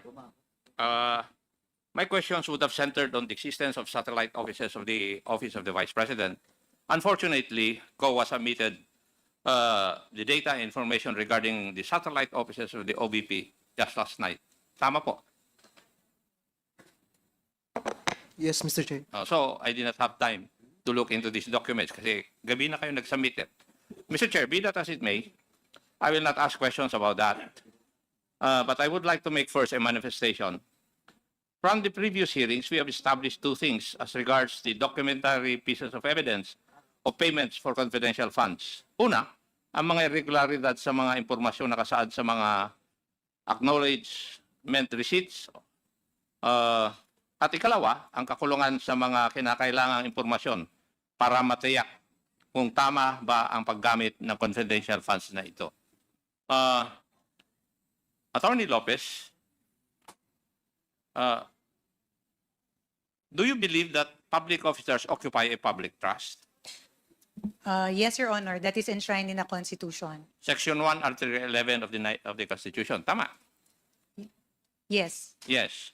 Now, would you also agree with me that the impassivity of the public officers and employees to attend congressional inquiries of the House Committee on Good Government and Public Accountability gives rise to a betrayal of public trust, considering that they are avoiding public accountability through inquiry by duly elected representatives? Would you believe that? Yes or no? Yes or no? Your Honor, may I be allowed to? Yes or no? I'm asking if you believe it or not. Your Honor, You do not believe it? no, in the sense that it is not a betrayal of public trust, exactly, Your Honor. Because the decision to attend the hearing, Your Honor, is a personal one. No, because you are compelled if we issue a subpoena. It's not personal. Would you agree with that also? Yes, Your Honor, because if it's a subpoena, it becomes coercive. Yes. But in the end, respectfully, if it is an invitation, there is also a right on the end of the invitee to decline. I agree. But the end of that is that we can issue a subpoena Yes. that in is order correct. to force you to attend these hearings. Tama. Yes, Your Honor. O in that case, if you are forced to attend hearings and you do not attend, would that not also constitute a betrayal of public trust?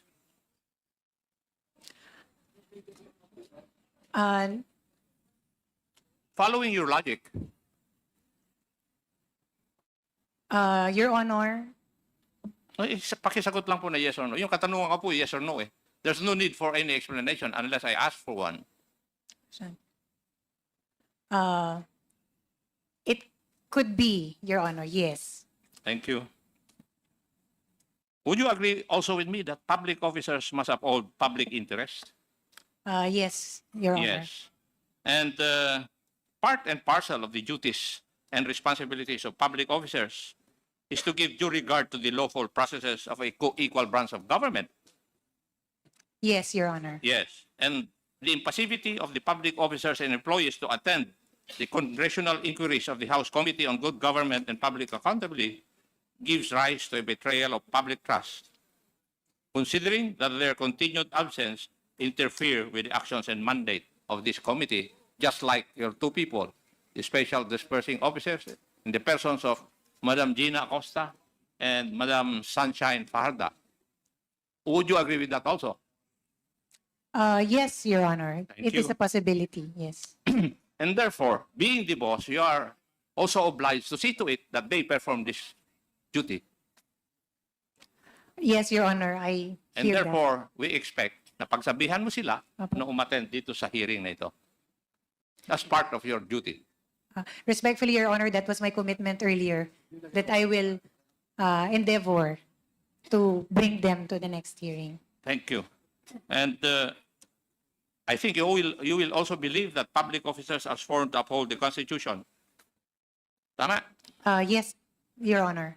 And public officers have sworn to uphold the Constitution and have violated their oath by preventing Congress from lawfully exercising its own mandate under Section 21, Article 6 of the Constitution to conduct inquiries in aid of legislation. Would you agree with that also? Sir, respectfully, may you please repeat that particular question lang, this one, and the phrase that you refer to? Yes. Public officers are sworn to uphold the Constitution.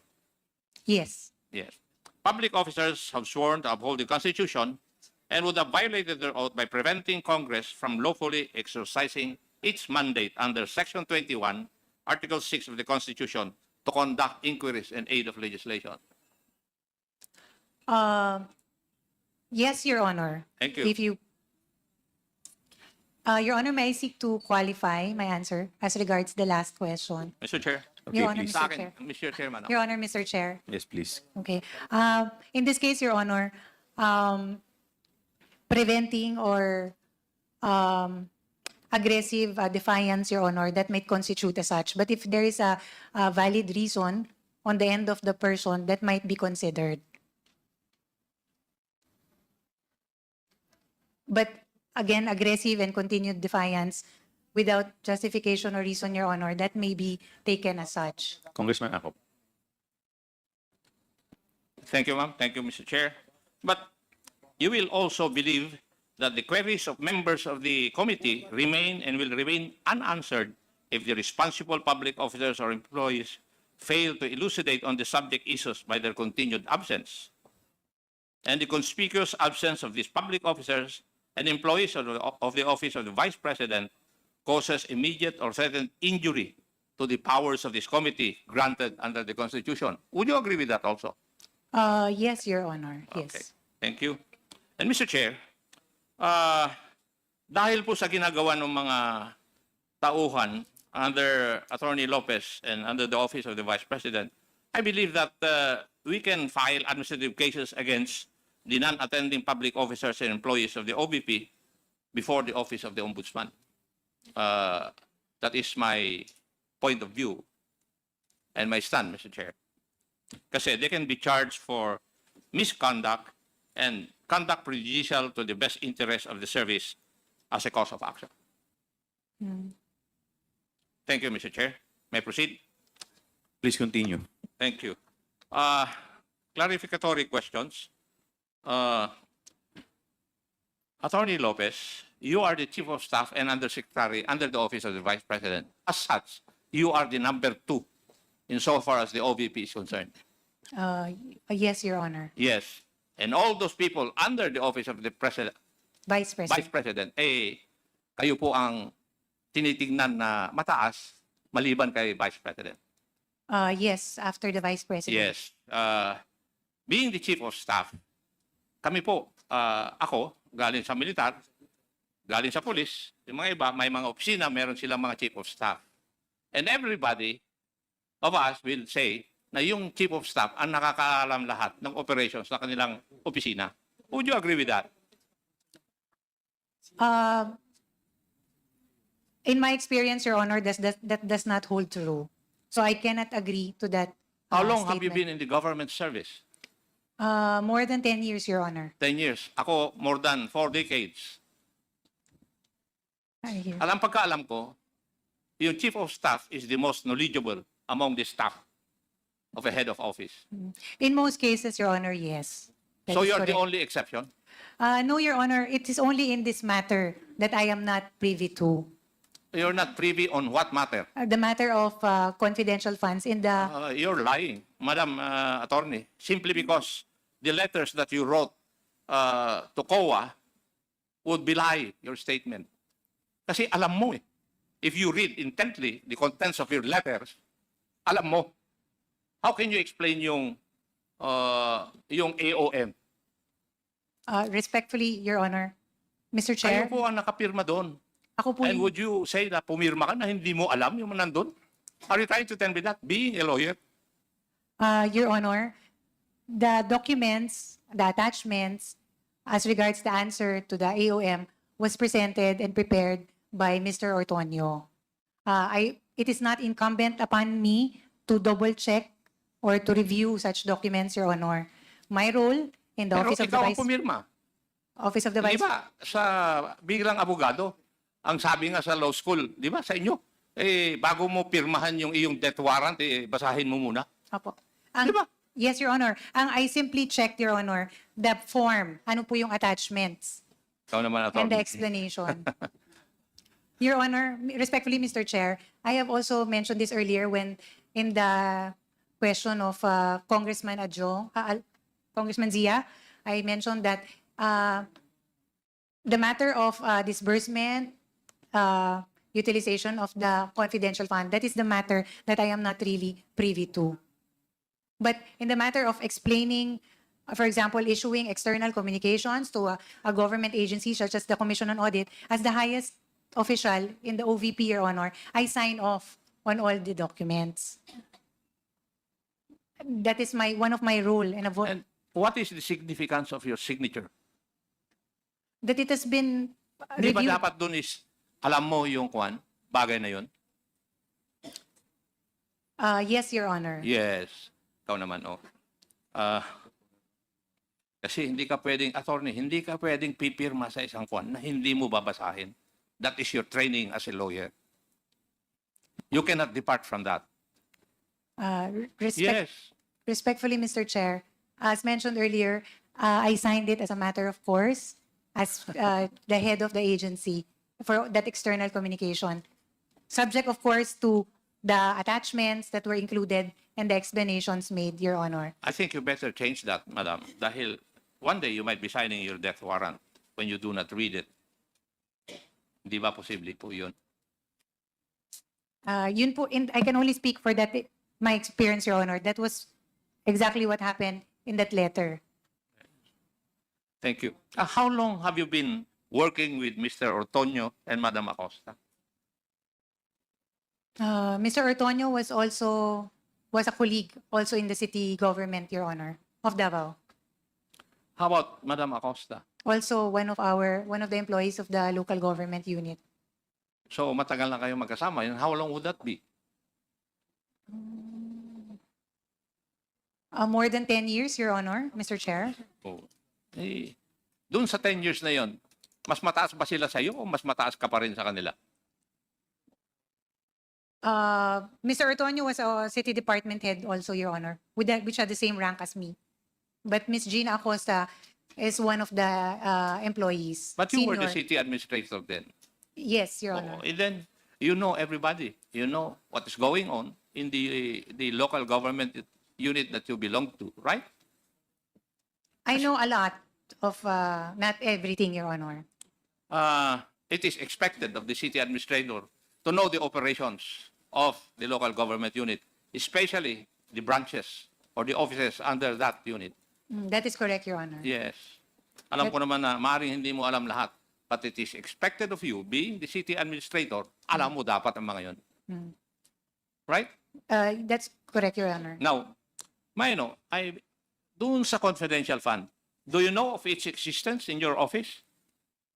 Kasi kanina, dinideny mo parang wala kang kaalam-alam But do you know the existence of a confidential fund in your office? Yes, Your Honor, it is part of our budget. Hindi. Yung 2022, did you know that? 2022, Your Honor? Yes, yung Yes. 125. Yes. Yes, you know it. How did you come to know about it? Your Honor, it was part of the recommendation, the request that we made to the Department of Budget and Management. Sino po ang gumawa ng sulat na yun? The letter was signed by the head of agency, Your Honor. So it's the head of agency ang gumawa. Hindi mo sinasagot yung tanong ko. Yung tanong ko is, if you understood it properly, sino po ang gumawa ng sulat na yun? Yun ang tanong ko eh. Attorney Lopez, Are you trying please, to tell me that please be responsive to the question. are you trying to tell me that the Vice President was the one who prepared that letter? No, Your Honor. We drafted the letter for consideration of the Vice President. We included therein all the other requests that we needed from the Department of Budget and Management. It is So a request. you know something about confidential funds. The request, Your Honor, yes. Ano man, the request of the confidential fund. Well, yung confidential fund per se, hindi mo alam? Your Honor, as mentioned earlier in the interpellation of Mr. Zia Diong, only the disbursement, utilization, these are matters that I am not privy to. But in the request for the budget that included the confidential fund, we drafted that letter, Your Honor. Kasi in your letter to COA, na pinirmahan ninyo ni Mr. Ortonio, detalyado eh. It pertains to yung liquidation reports insofar as the confidential funds are concerned. And yet you're telling us you do not know anything about its utilization, but you can answer the AOMs of COA. Specific na po yun, yung mga observations ng COA. Now, kaya I cannot believe that you do not know anything about its disbursement Your or Honor. its liquidation. Kasi nandito eh. Ang nakalagay dito, if may read, we respond to each finding in the AOM in seriatim. Kalagay, the submitted liquidation reports with their supporting documents. You're already speaking of liquidation reports and still you deny you do not know? Your Honor, Mapiko na ako iha eh. respectfully, Your Honor, I am not, I wouldn't want that, Your Honor. The letter was prepared, as mentioned earlier, by Mr. Ortonio, and he presented the attachments to the same. As a matter of course, Your Honor, I took a look at it, looked at the attachments, and then saw it correct in form. And because all external communications have to be signed by the highest official in the Office of the Vice President, I signed off. It was a matter of course, Your Honor, on my end. In the same manner, So when you say matter of course, Madam, you said it's ministerial on your part? Your Honor, if I may, Mr. Chair, even in the regular audit, when we have AOMs, these are, Ma'am, you have to be reminded that you are under oath. yes, I know that. Your Honor, even for the matter of regular audit, these items are prepared by the finance cluster. And on my end, Your Honor, I review the attachments and the explanations, and then I sign off on it also. So it is really, that is, Sir Akop, what I meant by it's a matter of course. It is something that I sign off on, provided in form, it's already the proper attachments and the explanations are there. But as to how it was liquidated and how it was disbursed, I have no direct knowledge, Your Honor. It is simply a paper review on my end. I am amazed, Atty. Lopez. Kasi ang tingin ko sa mga abogado meticulous sila, binabasa. Pero on your part, working as the chief of staff, hindi ka naging meticulous. Anyway, I'll go to another topic. I will refer to your letter to the Honorable Gamaliel Cordova, 21 August 2024. I think you already saw this letter and, shall we say, state to the committee that you signed. This signature is yours, right? Your Honor. Now, when you signed this letter, kayo po ang gumawa? Your Honor, this matter was, Pakisagot lang po yung tanong ko. Kayo po ang gumawa? hindi po, Your Hindi. Honor. So, sino po ang gumawa nito? It was drafted by Mr. Lemuel Ortonio. Is Mr. Lemuel Ortonio a lawyer? No, Your Honor, he's No. not. And you read this letter? Yes, Your Honor. And you agreed with all the contents of this letter? That was our position, Your Honor. It was a shared. No. Yes. You answer my Yes. question. Now, may I ask, can you explain to me that when we investigate the use of confidential funds of the Office of the Vice President and the Department of Education, you are of the position that the subject subpoena violates the constitutional principle of separation of powers? Could you please educate me? How did we violate the principle of separation of powers? Nandito po sa sulat po ninyo, pinirmahan ninyo. Your Honor, may I read the letter in Yes. total? Yes. For the record, it says, the principle of separation of powers is violated when one branch of government unduly encroaches in the domain of another. Jurisprudence provides that there are only two ways to violate the subject principle, namely, by impermissible interference with another department's performance and by assumption of another department's functions. Here, it is clear that the subpoena was not issued in aid of legislation and thus exceeds the legislative power of inquiry, and its issuance impermissibly interferes with the exclusive functions of the Commission on Audit and infringes upon the independence of the Commission. And then, first, Congress has no power to participate or otherwise take part in any audit process. Obtaining any information in a pending audit clearly does not serve a legislative purpose of drafting or remedying legislation. Second, the audit decisions which the committee seeks to obtain are in cases still pending adjudication and therefore not final, not conclusive, and cannot be used as a fair, accurate, or intelligent basis for legislation. Third, COA has already published its annual audit reports for fiscal year 2022 and 2023, which are specifically intended to aid the executive and legislative departments in crafting responsive laws and regulations. Fourth, the only purpose mentioned is to expose to the public the use of confidential funds by the offices headed by the Vice President and purportedly whether such use follow the guidelines. During the subject hearing, Representative Castro stated, since hindi po pwedeng sabihin dito yung findings, yung report o yung anumang observations ng COA, ang mga taong bayan po interesado dito sa confidential funds at kung paano ito ginamit, kung ito po ba ay sumunod dun sa guidelines. Also, as reported in the media, Representative Castro has been known to say that the Vice President has not yet satisfactorily explained the OVP spending of confidential funds in 2022. She added that the VP still has yet to account how she spent the said funds in 2023 and that she is not off the hook yet, end of quote. This is not related to any legislative purpose. There is no congressional power to expose for the sake of exposure. The determination of whether the utilization of the funds complied with audit guidelines falls within the exclusive mandate of the Commission on Audit.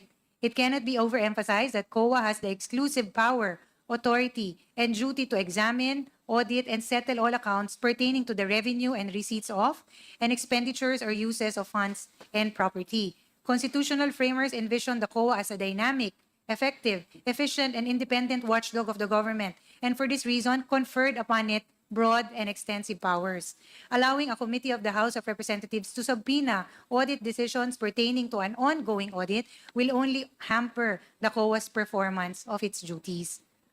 On the other hand, the determination as to the legality of confidential funds solely falls within the exclusive mandate of the judiciary. Clearly, therefore, Congress cannot infringe upon constitutional mandates vested upon other branches of the government. Item 2, the enforcement of the subject subpoena. No. Let's stop there. So, Okay. yung tanong ko, please explain to me why the hearing conducted by this committee would violate the separation of powers. Yun po yung katanungan ko eh. Opo. Your Honor, You said COA is an independent body. Nandito nga sila, tinatanong namin eh. That is why I asked whether Mr. Ortonio is a lawyer or not. Believe nga ako eh. I'm amazed, Madam Attorney. Attorney ka, naniniwala ka dito sa sinabi ng isang hindi attorney. Your Honor, Di ba? respectfully, this is the position of the agency. Hindi ko tinatanong eh. Oo. Tinatanong ko lang eh. Nen- I am amazed, Madam Attorney, na naniniwala ka sa legal stance ng isang hindi attorney. Kaya, please answer my question.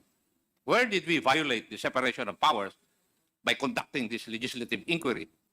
Your Honor, Explain to me. yes. There is currently an ongoing audit in the Office of the Vice President as regards the confidential funds. The power to conduct audit or investigate belongs to the Commission on Audit. No argument about that. Yes.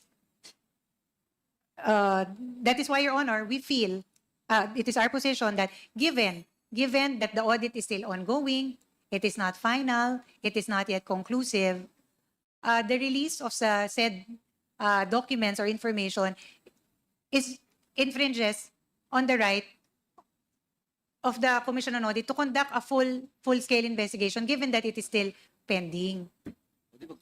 So that is our position, Your Honor. It is simply that. It is a request that we made to the Commission on Audit.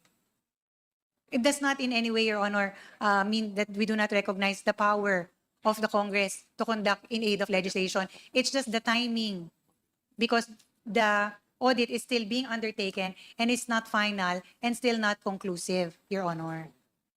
Respectfully. Chairman.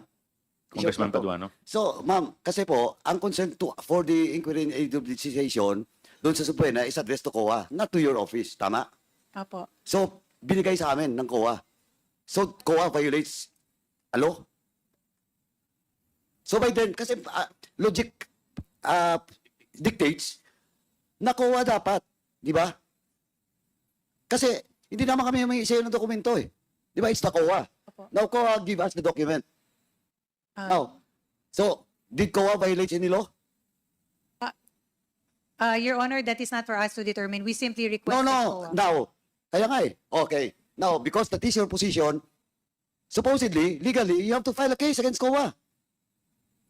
Did you file a case against COA?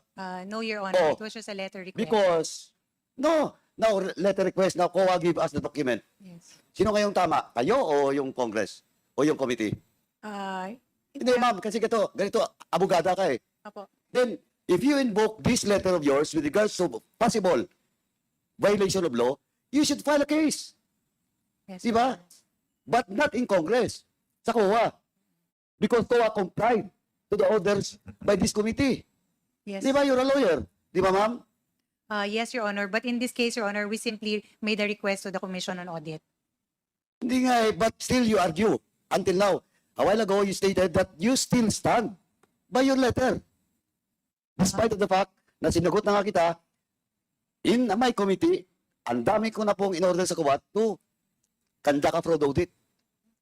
Kahit wala pa pong ending nga, EUM pa lang. Because there is a basis to conduct a fraud audit.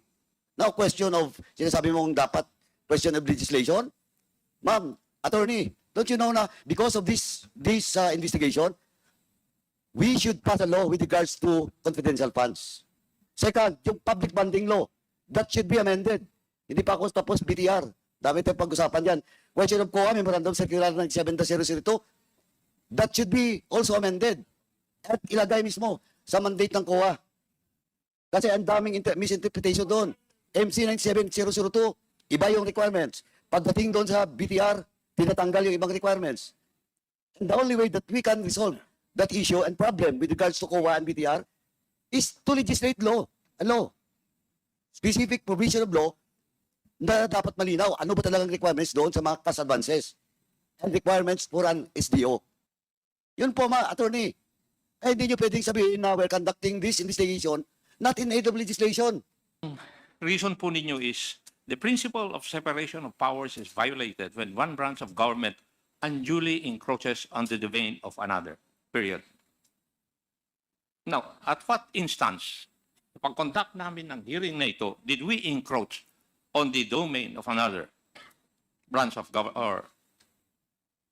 government? Your Honor, in this case, Your Honor, as stated, the audit investigation is still ongoing. It would seem that if the documents would be provided to the end of Congress, it is as if Congress is also conducting an audit process. We're not conducting an audit process. Yes, We're conducting an inquiry in aid of legislation pursuant to the Constitution. Okay. Now, tell me, wala pa kayong naipapakita sa akin na paano kami nag-i-encroach doon sa domain ng other branches of government. Show me. Your You Honor, must remember, attorney, that we have oversight functions over the budget of government. And part of that oversight function is the reason why we can conduct inquiry regarding the use. So that maybe we could change, for example, the joint circular of regarding the liquidation of confidential funds. Kayo, sa letter ninyo, presume na wala kami legislative intent eh. How can you do that? How can you presume that? I'm sorry, Your Honor, but during the time this letter was made, there was no draft legislation or there was no. We can conduct legislative inquiry and the bill can be filed after the legislative inquiry. Yes. Kasi malicious kasi yung nasa utak ninyo eh. Your Honor, respectfully. Ano po? Yes, our position, Your Honor, is just that hindi pa po tapos kasi yung audit investigation.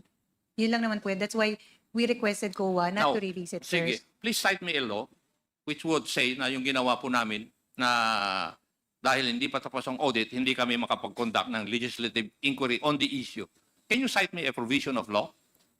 None at the moment, Your Honor. Yes. None Kaya at the nga, moment. sabi ko, bakit ka naniwala sa isang hindi abogado?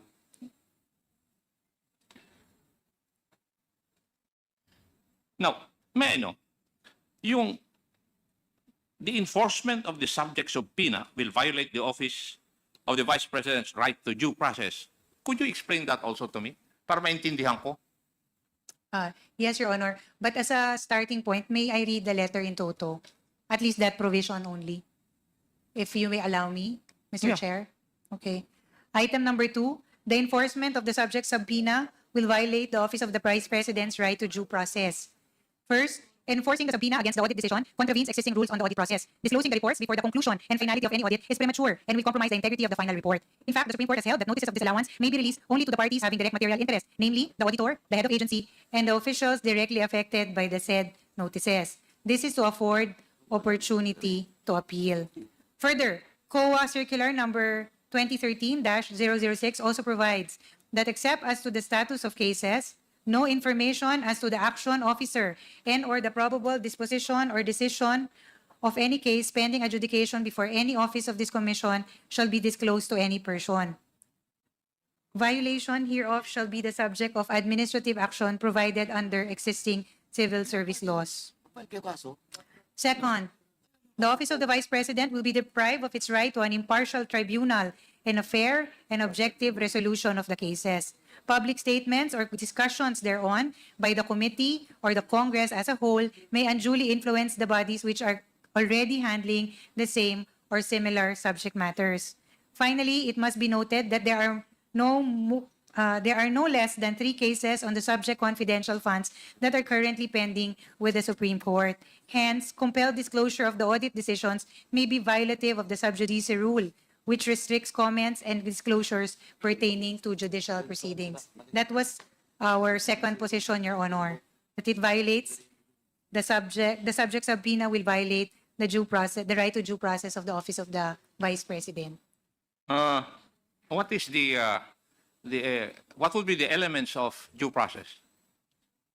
That there is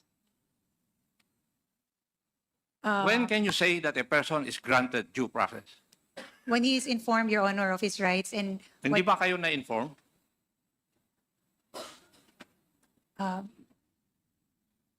Enumerate mo yun, Iha. Tatanungin ko. the right to due process, Your Honor, pertains to the fact that that a person is made aware of his rights, and if there is any complaint or wrong that he has done, he's also made aware of such, and he's given a chance and opportunity to explain. Yun po ang pinaka-importante. Di po ba? Pero paano nga kayo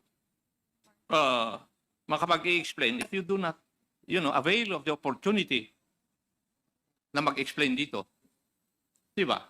Yung mga tao nga ninyo, wala rito para mag-explain. And you say na the Vice President is deprived of an impartial tribunal. May conclusion na kayo kagad na impartial kami? Is that what you're trying to tell us, Madam Attorney? No, Your Honor. That is what your letter says.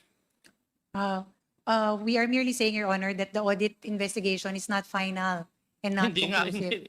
Ang sinabi mo rito the office of the Vice President will be deprived of its right to an impartial tribunal. Your conclusion is impartial na kami eh. Di ba? Oh. Right? We are also burdened by the fact, Your Honor, that there are 3 pending cases before the Supreme Now, Court. what are these 3 pending cases? This is as regards the 125 million, Your Honor, funds, confidential funds. These are still pending with the Supreme Court. So, For that reason, Your Honor, following the sub judice rule, we feel that it is not. ikaw na nga. Ay, nako. Attorney, question of sub judice, malinaw na yan, may Supreme Court ruling na yan, di ba?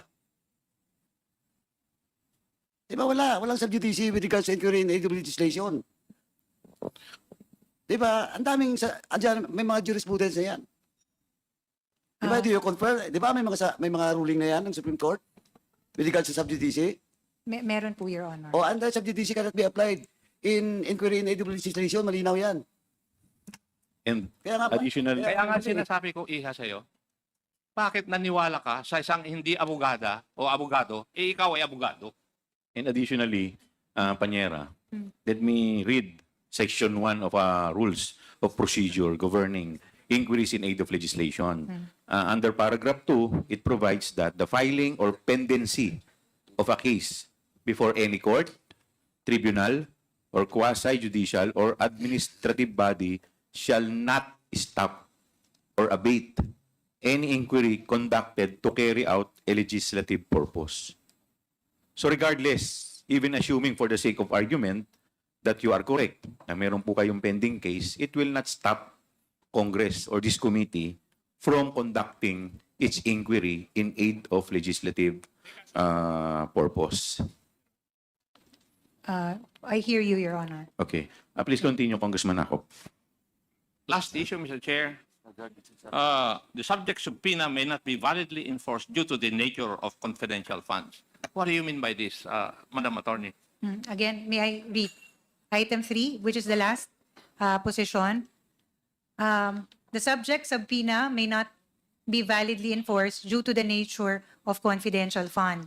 A recognized restriction to the right of information is national security matters and intelligence information. There is governmental privilege against public disclosure with respect to state secrets regarding military, diplomatic, and other national security matters. As a matter of fact, Memorandum Circular Number 15, 2023 provides that a specific exception to the right of access to information is privileged information relating to national security, defense, or international relations. Moreover, Joint Circular Number 2015-01, or the Guidelines on the Entitlement, Release, Use, Reporting, and Audit of Confidential Funds, specifies that reports of national government agencies pertaining to the use of confidential funds are submitted specifically only to the President, the Senate President, and the Speaker of the House. Acknowledging the highly sensitive nature of the information involved, the agencies deem it necessary to restrict access only to the enumerated officials and exclude the collegial bodies in which they belong. Finally, the COA rules explicitly provide that audit decisions may only be released to persons specifically enumerated thereunder the rules. The pertinent COA circulars likewise require the confidentiality of all information involved in cases pending adjudication. These confidentiality rules were put in place to ensure the observance of due process and to preserve and protect the information in pending audit cases. No valid and legitimate purpose has been forwarded to overcome the protections set forth under the Constitution and rules stated above. In view of the foregoing, this is where we respectfully urge the Honorable Commission to uphold the paramount confidentiality of the information being sought by the subpoena. Are Thank you you. trying to tell us that Congress cannot look into how confidential funds or intelligent funds are spent? No, Your Honor. Congress, So, paano mo i-explain itong rason mo rito? ang sinasabi lang naman po namin dito, Your Honor, is that in this case, hindi pa po conclusive and final yung audit investigation report. Ay, yung nga yung tinanong ko sa iyo kanina, please tell me if there's a provision of law that prevents us from conducting inquiries in aid of legislation while the findings of COA are not yet final. Meron ba? Sinabi mo kanino, wala eh. I cannot cite any Oh, particular then law, Your Honor. you But have no basis then. Ang- Or your writer, Mr. Ortonio, does not have any legal basis to state these things. Tama? You being a lawyer. Puro claims lang ito eh. Pero wala kayong pinapakita na legal basis. Tama? First question mo pa lang eh, ano ang aspect ng national interest na naapektuhan nito? Galing po ako sa military eh. Wala akong makita na aspeto na it would affect our national security. our stand, Your Honor, is just extreme caution in discussing matters like this, given that it is still pending investigation. That is the reason why we drafted and requested the Commission on Audit, Your Honor. It was just a mere request and for the Commission on Audit to consider. I will state again, Madam Chair, kayo po ay abogado, ako po yung nagtataka kung bakit naniwala kayo sa argumento na inilagay dito ng hindi isang abogado. Attorney Lopez, could you please, national security is for intelligence funds. Confidential funds are related to the mandate of the civil agency. Can you differentiate between the two, ma'am? Magkaiba po yata itong dalawang ito. Your Honor, just a moment.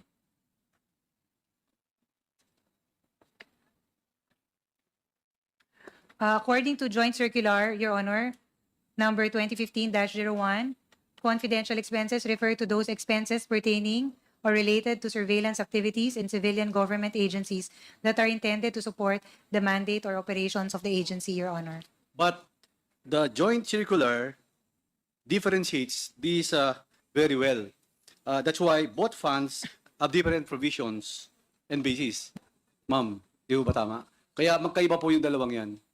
Based on the Joint Circular.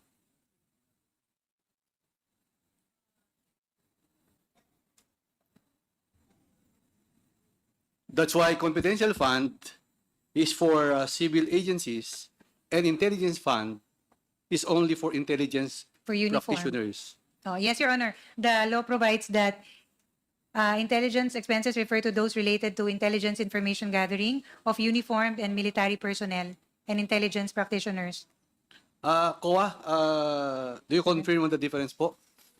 Are you agree on my questions to COS, Attorney Lopez? Mr. Chair, the difference between Intel Fund and confidential, And confidential funds, yeah.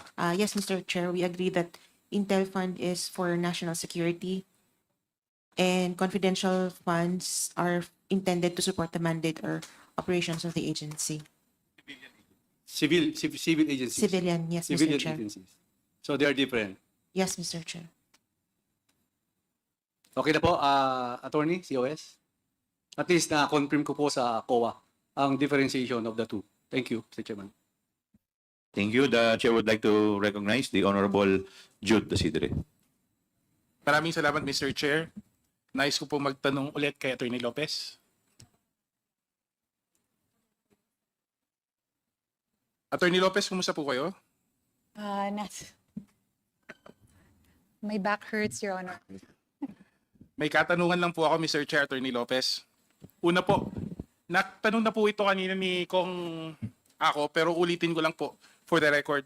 Personal niyo pong kakilala si Ginang Gina Acosta. Personal? Yes, Your Honor. And, Matagal niyo na po ba siyang kakilala? kakilala ko po siya dahil she also was with the city government of Davao. Sa anong kapasidad po siya konektado sa city government Davao? She was with the city budget office, I understand, Your Honor. At that time, you were city administrator. Matagal niyo na po ba siyang kakilala? Professionally, yes, Your Honor, matagal na po. So, sa tingin niyo po, pagkakaalam niyo po, paano kaya napili si Ginang Acosta bilang SDO? Kasi I'm sure there must be a reason for you to have chosen her from Davao LGU and bring her to the office of the Vice President. Your Honor, I did not choose her as SDO. I mean, to your knowledge, why was she chosen? I'm sure it was intimated to sa inyo bilang Chief of Staff, having supervision. No, Your Honor, it was not at all intimated. So it was to not me. your decision to choose her as SDO. I was not the one, Your Honor, for the record, to designate Ms. Acosta. were you ever consulted or asked whether she is the best person to be selected as designated as SDO? No, Your Honor. I was not consulted. Whose decision was it to make her SDO?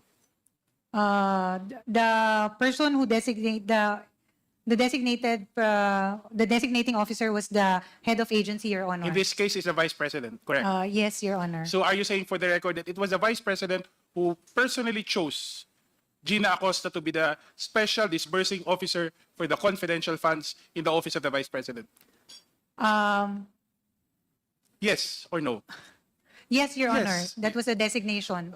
Naalala niyo po ba anong plantilla position ni Gina Acosta? For the moment, let me confer with the Okay.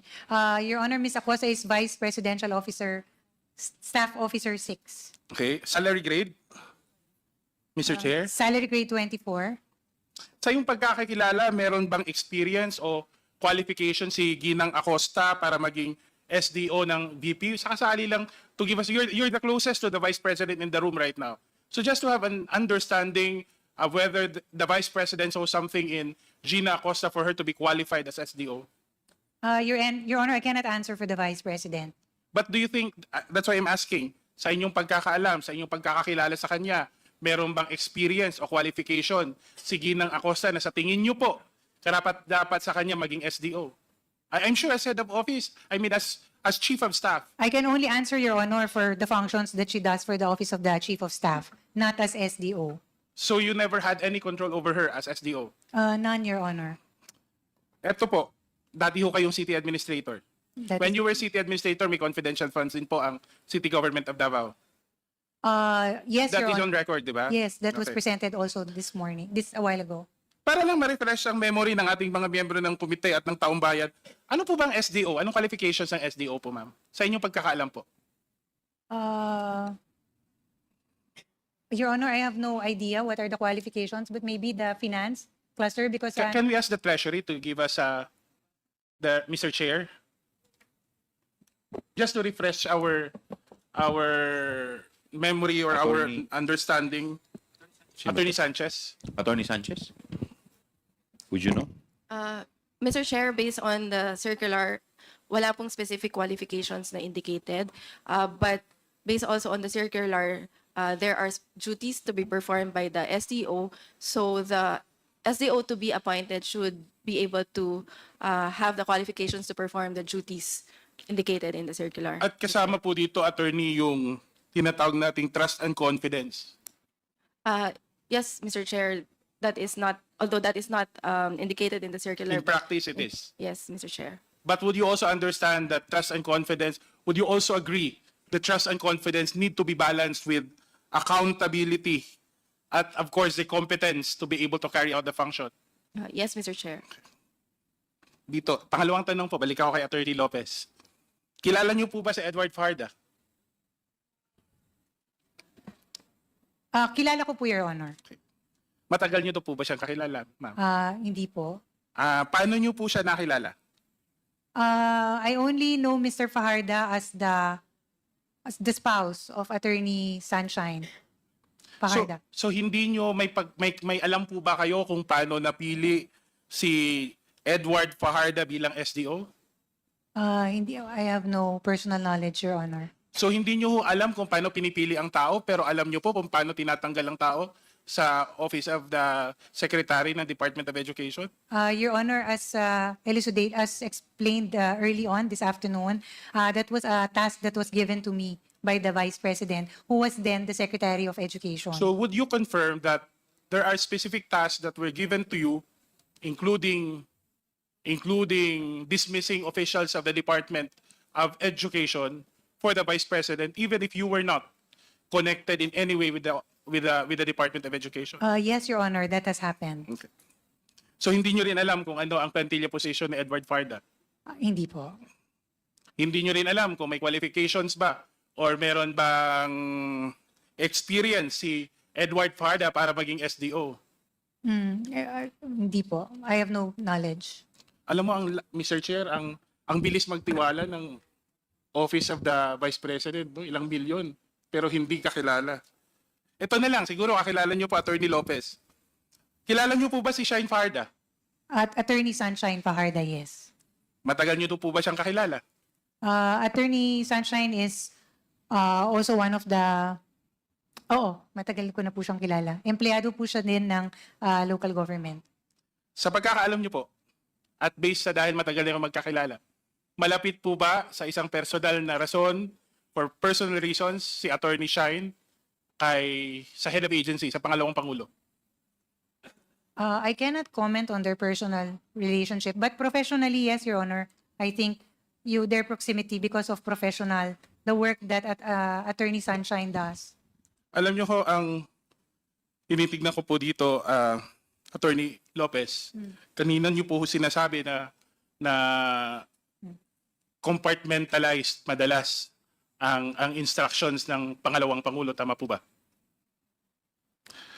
Kanina, mula kahapon, kanina nakita ko sa social media, merong mga kumakalat na screenshots na di umano humihingi si Edward Farda ng mga personal bank account ng mga division superintendents. Ewan ko kung nakita nyo na.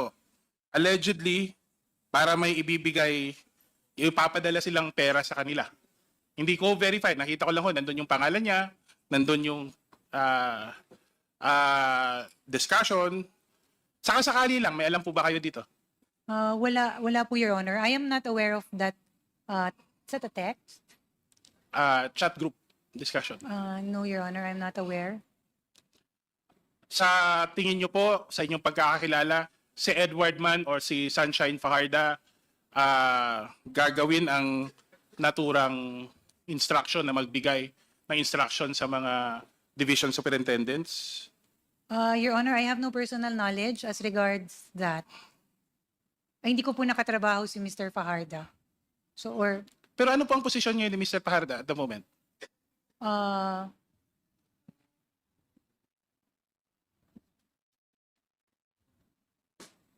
Ano po ang designation niya ni Mr. Fajarda, Mr. Chair?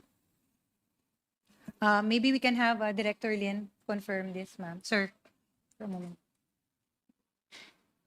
Hindi ba silang dalawa ngayon ulit ay mula sa Department of Education, nandun na ulit sa nilipat sa Office of the Vice President? Tama po ba? Yes, Your Honor. So hindi nyo masasabi dapat na hindi nyo nakatrabaho ang dalawa kasi kayo po ang Chief of Staff ng... Si Attorney Sunshine, Your Honor, is one of our directors. Okay. But Mr. Fajarda has no direct dealing with my office, Your Honor. So hindi ko pa siya literally nakakatrabaho. Noted on that answer. GSD. Nung mga naunang pagdinig, Attorney Lopez, ngayon po, ibabalik ko lang po yung mga sagot po ninyo. Na-confirm po ninyo, nakilala nyo si Gina Acosta, tama po ba? Yes. Kilala nyo si Sunshine Yes. Fajardo? Fajarda. Farda? Yes, Si sir. Edward Farda. Yes. Magkakakilala ang tatlong tao na tanging may hawak ng confidential funds both ng Office of the Vice President at ng DepEd. Tama po ba? Yes, Your Honor. So ulitin ko lang para sa kalinawan ng lahat, ino-confirm nyo na magkakakilala itong tatlong tao na may control or discretion sa disbursement ng confidential funds ng OVP at ng Department of Education. Your Honor, Mr. Chair, given that we're all working in the same office, it is safe to assume, Your Honor, na magkakakilala na po sila. But would you also confirm na magkakakilala sila even before when they were assigned or they were employed by either the Office of the Vice President or the Department of Education? I cannot confirm that, Your Honor. Pero sinabi niyo pa lang po, ma'am, na kanina na pareho silang nagtrabaho sa City Government of Davao. Yes, Your Honor. Si Sunshine at saka si Ma'am Gina siguro at one point nagkita kasi galing po sila sa Davao. At malamang naman siguro magkakilala si Sunshine at si Edward kasi mag-asawa po sila. Opo. Okay. Pero as regards Gina and Mr. Edward, I'm not sure. But Gina and Sunshine, Attorney Sunshine, At ang yes. pang-apat na tao na nakakakilala sa kanilang tatlo ay kayo po, di po ba? Yes, kilala ko po sila. Maliban po din sa Vice Presidente po. Tama po ba? Yes, Your Honor. Masasabi ba natin na kasi hindi ho birong halaga yung pinag-uusapan natin sa disbursement ng confidential funds. At kahit ho kayo, inamin nyo po at paulit-ulit yung sinasabi na kayo po ay walang alam sa detalye ng disbursement. Tama po ba? That is correct, Your Honor. So ibig sabihin, kung ano mang instruction sa disbursement na binigay sa dalawang SDO ay nanggaling lamang sa pangalawang Pangulo. Tama po ba? Your Honor, I have no personal knowledge kung saan galing yung kanilang instruction. So ibig I can- sabihin, kasi ganito yun, ma'am, Mr. Chair. If it's not coming from you, where is it coming from? Your Honor, I can only answer for myself. It is not coming But from you were chief of staff, ma'am. I was a chief of staff. Di ba? Lahat ng nangyayari, hindi pwedeng, minsan niya, ikaw pang nag-i-initial, lahat ng pipirma ng principal. Di ba? And I'd like to believe, because the designation of a special disbursing officer requires the payment of fidelity bonds, procedurally, such designation should have come under your supervision. Tama po ba, ma'am? No, or the matter of fidelity bonds, I think it went through the finance cluster. But of course, who would have endorsed it to them? You mean si finance cluster, ginawa lang nila on their own volition? I did not endorse the bonded officers, Your Honor. No, what I'm saying is, gagawin lang ba yon ng finance cluster even without your permission, without your endorsement, na ito ang gagawin nating supervising disbursement officer? So ang nagdesisyon lang nun, nakunan sila ng fidelity bond, ang finance cluster lang? Your Honor, as stated earlier, I was not the one who designated them as SDO. So these are documents. So sino pang nag-designate sa kanilang SDO ulit, ma'am?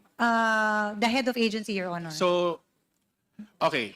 Attorney Sanchez, kinausap ka ba ni VP Sara na ayusin yung fidelity bond ni Miss Acosta? Mr. Chair, can I respond? Yes. Tony Sanchez. Okay, thank you, Mr. Chair. Mr. Chair, whenever there is a special order designating special disbursing officers in the Office of the Vice President, it is incumbent upon the finance cluster to arrange and to obtain the fidelity bond, Mr. Chair. So we relied on the issued special order designating Ms. Acosta as the special disbursing officer. So sino po, Attorney Sanchez, Mr. Chair, ang nagpadala ng special order sa inyo? Mr. Chair, it was released through the Central Records Unit, Mr. Chair. Naka-number na siya as a special order. So we took that as para it triggered the for our division, for the accounting division to process the fidelity bonding, Mr. Chair. Ibig sabihin, Attorney Sanchez, you just processed it on the presumption that it went through the regular channels. Yes, Mr. Chair, because it was through our Central Records Unit, Mr. And Chair. based on your knowledge, based on your experience, such records, such documents would have been released only after approval by the Office of the Vice President or the Vice President herself. Yes, Mr. Chair. In that case, the administrative head of the Office of the Vice President is the Chief of Staff, di ba? The administrative, I am the Director for Administrative Service, Mr. Chair. But what I mean is, who do you report to? The Assistant Chief of Staff, Mr. Chair. Where do the Chief of Staff report to? The Deputy Assistant Chief of Staff? The Chief of Staff, Mr. Chair. Ultimately, if you follow procedure, all documents released and signed upon by the Vice President in ordinary course of things should have been cleared by the Chief of Staff. Di po ba? I have no specific knowledge on that matter. If all the documents are coursed through the Chief of Staff, Alam mo, Mr. Chair. Ibig sabihin, si VP Sara mismo ang nagbibigay, si VP Sara mismo ang nagpapadala ng mga special orders. Mr. Chair, there are other administrative officers in the Office of the Vice President. But who proper. presents it for the signature of the Vice President? I am not. Attorney Lopez, who presents documents for the signature of the Vice President? That particular document, Your Honor, it was not from the Office of the Chief of Staff. That designating memo. But I'm asking another question, ma'am. Yes. Who presents documents for signature of the Vice President? The Office of the Chief of Staff, Your Honor, we prepare it. Correct. In Diba? some cases, correct. So for this particular confidential fund, designation of SDO for confidential fund, hindi ho dumaan sa inyo. Hindi po, Your Honor. I will repeat it because you're under oath, ma'am. Yes. For the record. You did not present the document for the signature of the Vice President. Yes, Your Honor. You did not prepare the document designating the SDO of the Office of the Vice President? No, Your Honor, I did not. Have you subpoenaed, Mr. Chair, the copy of the special order? Because it should contain the initial underneath the signature. Because if we have not, I would like to move that we request for a copy of the special order. Because otherwise, Mr. Chair, I would be worried that somebody would be given the authority to disburse hundreds of millions of pesos and not have to go through ordinary processes. Eh kahit nga travel order, kailangan initialan ng Chief of Staff eh. Travel order lang yun. Your Honor, may I answer? Please, Attorney Lopez. Mr. Chair, yes. As mentioned, the matter of travel orders, there are only certain travel orders that I sign because there's a delegation of authority But in our nonetheless, office. Madam Attorney Lopez, nonetheless, those delegation has been arranged with your agreement or with at least with your facilitation. Yes. So you cannot claim that delegation is proper here, di ba? Kasi ultimately, even the act of delegating has to be discussed with you. Tama po ba? And there was a discussion, I'm sorry, Your Honor, just for point of clarification. We are referring to the delegation of authority as regards travel issuances? Or are we referring to... No, ordinary documents, ma'am, that require the signature of, like we're just using an example, the travel... kasi kung ang travel authority nga, kailangan ng knowledge, is issued with the knowledge of the Chief of Staff, paano mo kami mapapaniwala na ang special order authorizing someone to handle and disburse hundreds of millions of pesos did not go through you, ma'am? Either you're stupid, ma'am, or you're lying. Sorry, nadadala lang ako. Di ba? Kasi nag-Chief of Staff ako eh. Lahat to ng dinadaan, pipirmahan, kasi either ang principal ko ang kulong o ako ang kulong. Kasi ako ang mag-i-initial eh. And we're not talking about as an ordinary designation. This is SDO. This is an SDO designation, and now we've come to know that they use almost 500 million pesos. Your Honor, respectfully, that was a document, that was not a document that was prepared by my office. Sobrang confidential naman ng funds na yan, ma'am. Pati designation, confidential din.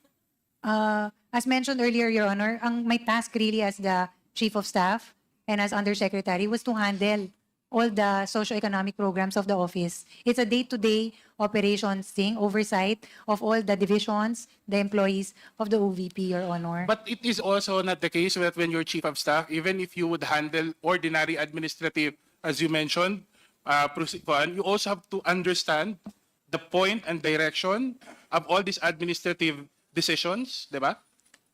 Your Honor, ang sinasabi ko naman lang po is that that particular document, the designation was not prepared by the Office of the Chief of Staff, did not go through me. So I really have no information as regards that. Anyway, sorry kanina, Yun Atty. lang. Lopez, so, medyo nadala lang ako, pero ito na No lang. need for name calling sana, sir. Sa tingin niyo po, My request. ang tatlong individual na to, na mention kanina, Atty. Lopez, si Fajarda, si Sunshine, si Edward, at si Gina Acosta. Kikilos ba ng mga to? Kasi sabi mo, walang instruction from you.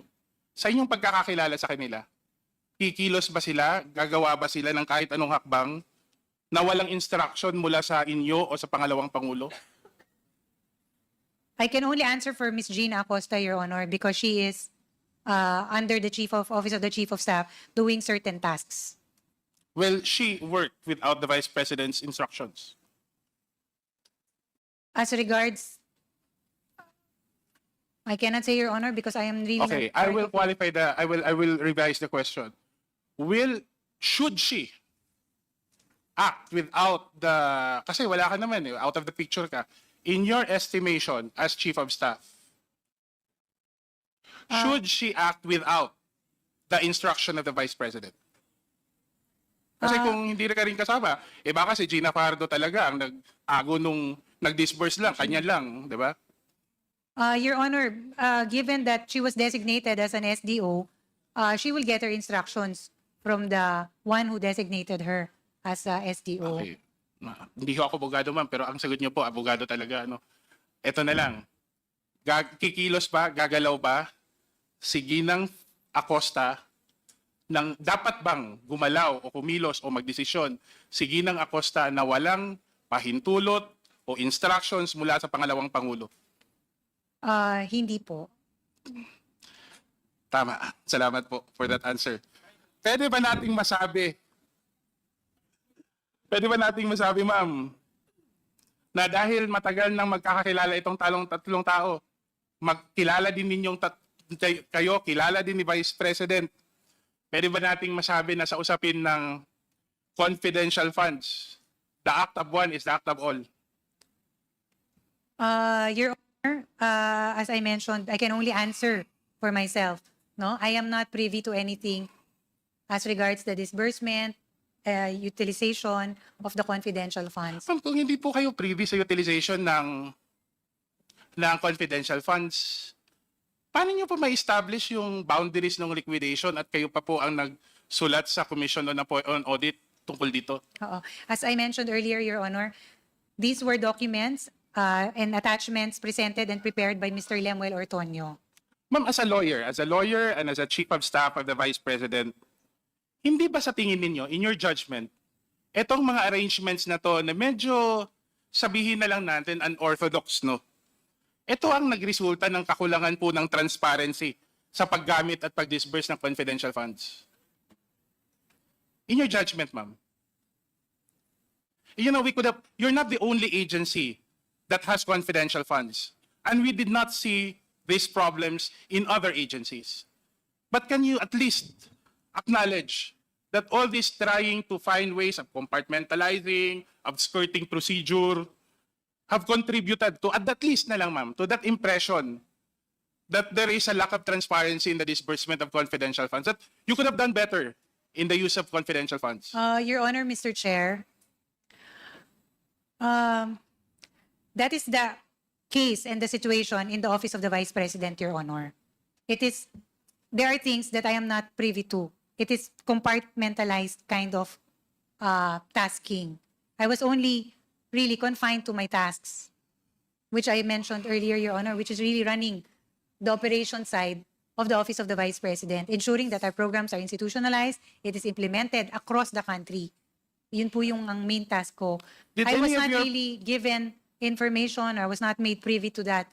For the record lang, Attorney Lopez, did any of your programs, projects that you implemented, any of these projects, were these funded by the confidential funds? For the record.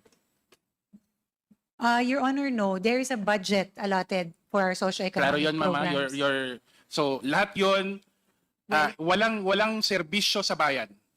Walang serbisyo, walang social service na napondohan galing sa 600 billion or 500 billion ba, o 500 million ba, na na-assign sa confidential funds. None, Your Honor, because all our projects have allotted, all our socioeconomic programs have different allotments Correct. in the budget. Kasi regular item yon sa office, di ba? So itong 600 million or 500 million in the case of the OBP were for items that were never part of assistance programs, nothing to do with helping the people. Tama po ba? None, Your Honor, for a regular program. Thank you for that clarification, Attorney Lopez. Mr. Chair, kanina pa sinasabi paulit-ulit ni Attorney Lopez na compartmentalized ang trabaho ng Office of the Vice President at mga nasabing tao na pinangalanan natin. Hindi niya alam ang detalye ng disbursement ng mga confidential funds. Ngunit hindi natin makakaila na merong klarong koneksyon ang mga katauhan na in charge sa paggamit at pag-disburse ng confidential funds na posibleng maging rason o dahilan ng kakulangan ng accountability sa usaping ito. 3 tao lamang, Mr. Chair. 3 tao lamang na magkakakilala, magkakaibigan, magkakapamilya ang magkaroon ng kontrol sa halos kalahating bilyong pera ng bayan. Ulitin ko lang ho, Mr. Chair, para mag-sink in po sa ating mga resource person at mga members ng committee. Hinayaan, pinahintulutan, at itinalaga ng tanggapan ng pangalawang Pangulo ang 3 tao, at 3 tao lamang ang na magkakakilala, magkakaibigan, at magkakapamilya ang kontrol sa pondong ating tinitignan. May manifestation sana ako, Mr. Chair. Ako naman yung last, no? O meron pa yung isa. Pero pwede pa. Yes. Manifestation. Okay, please state your manifestation. For the manifestation, of course, with the indulgence of Congressman Jude, I think dala ng emosyon kanina, meron po siyang nabanggit na hindi magandang salita. So with the permission of Kong Jude, maybe we can strike that word out and just replace it na lang with another word. Just so that we can control the narrative and the way we handle ourselves and the decorum na instead of the word that you use, maybe we can replace it with something else like incompetent or something like Just that. strike out.